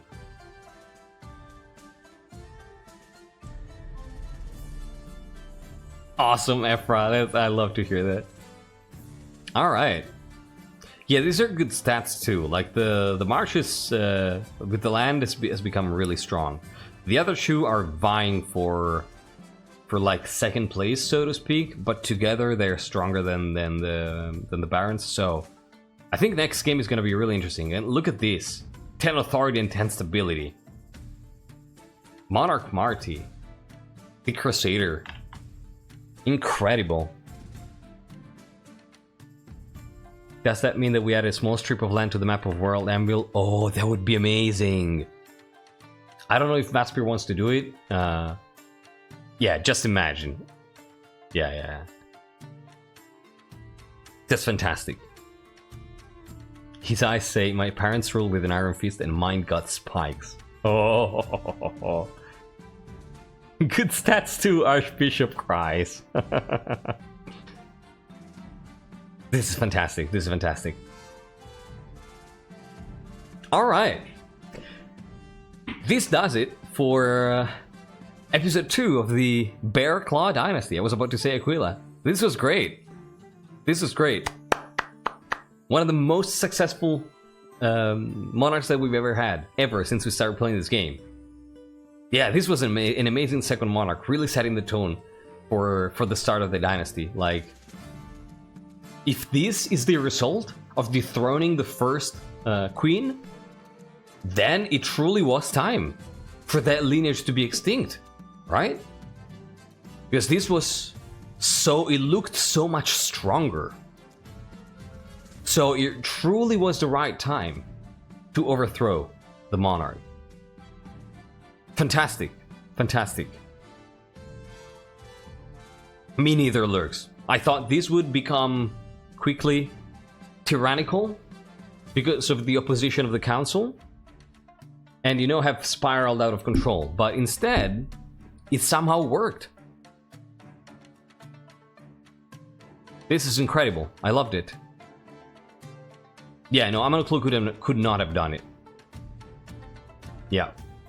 Oh yeah, Amanaklu was incredibly weak compared to Marti. Marti showed true strength. I agree. This was great. This was great. Tebeka was from Hoy's, Casual Hoy's house. Yeah. Tebeka Hoy of the March.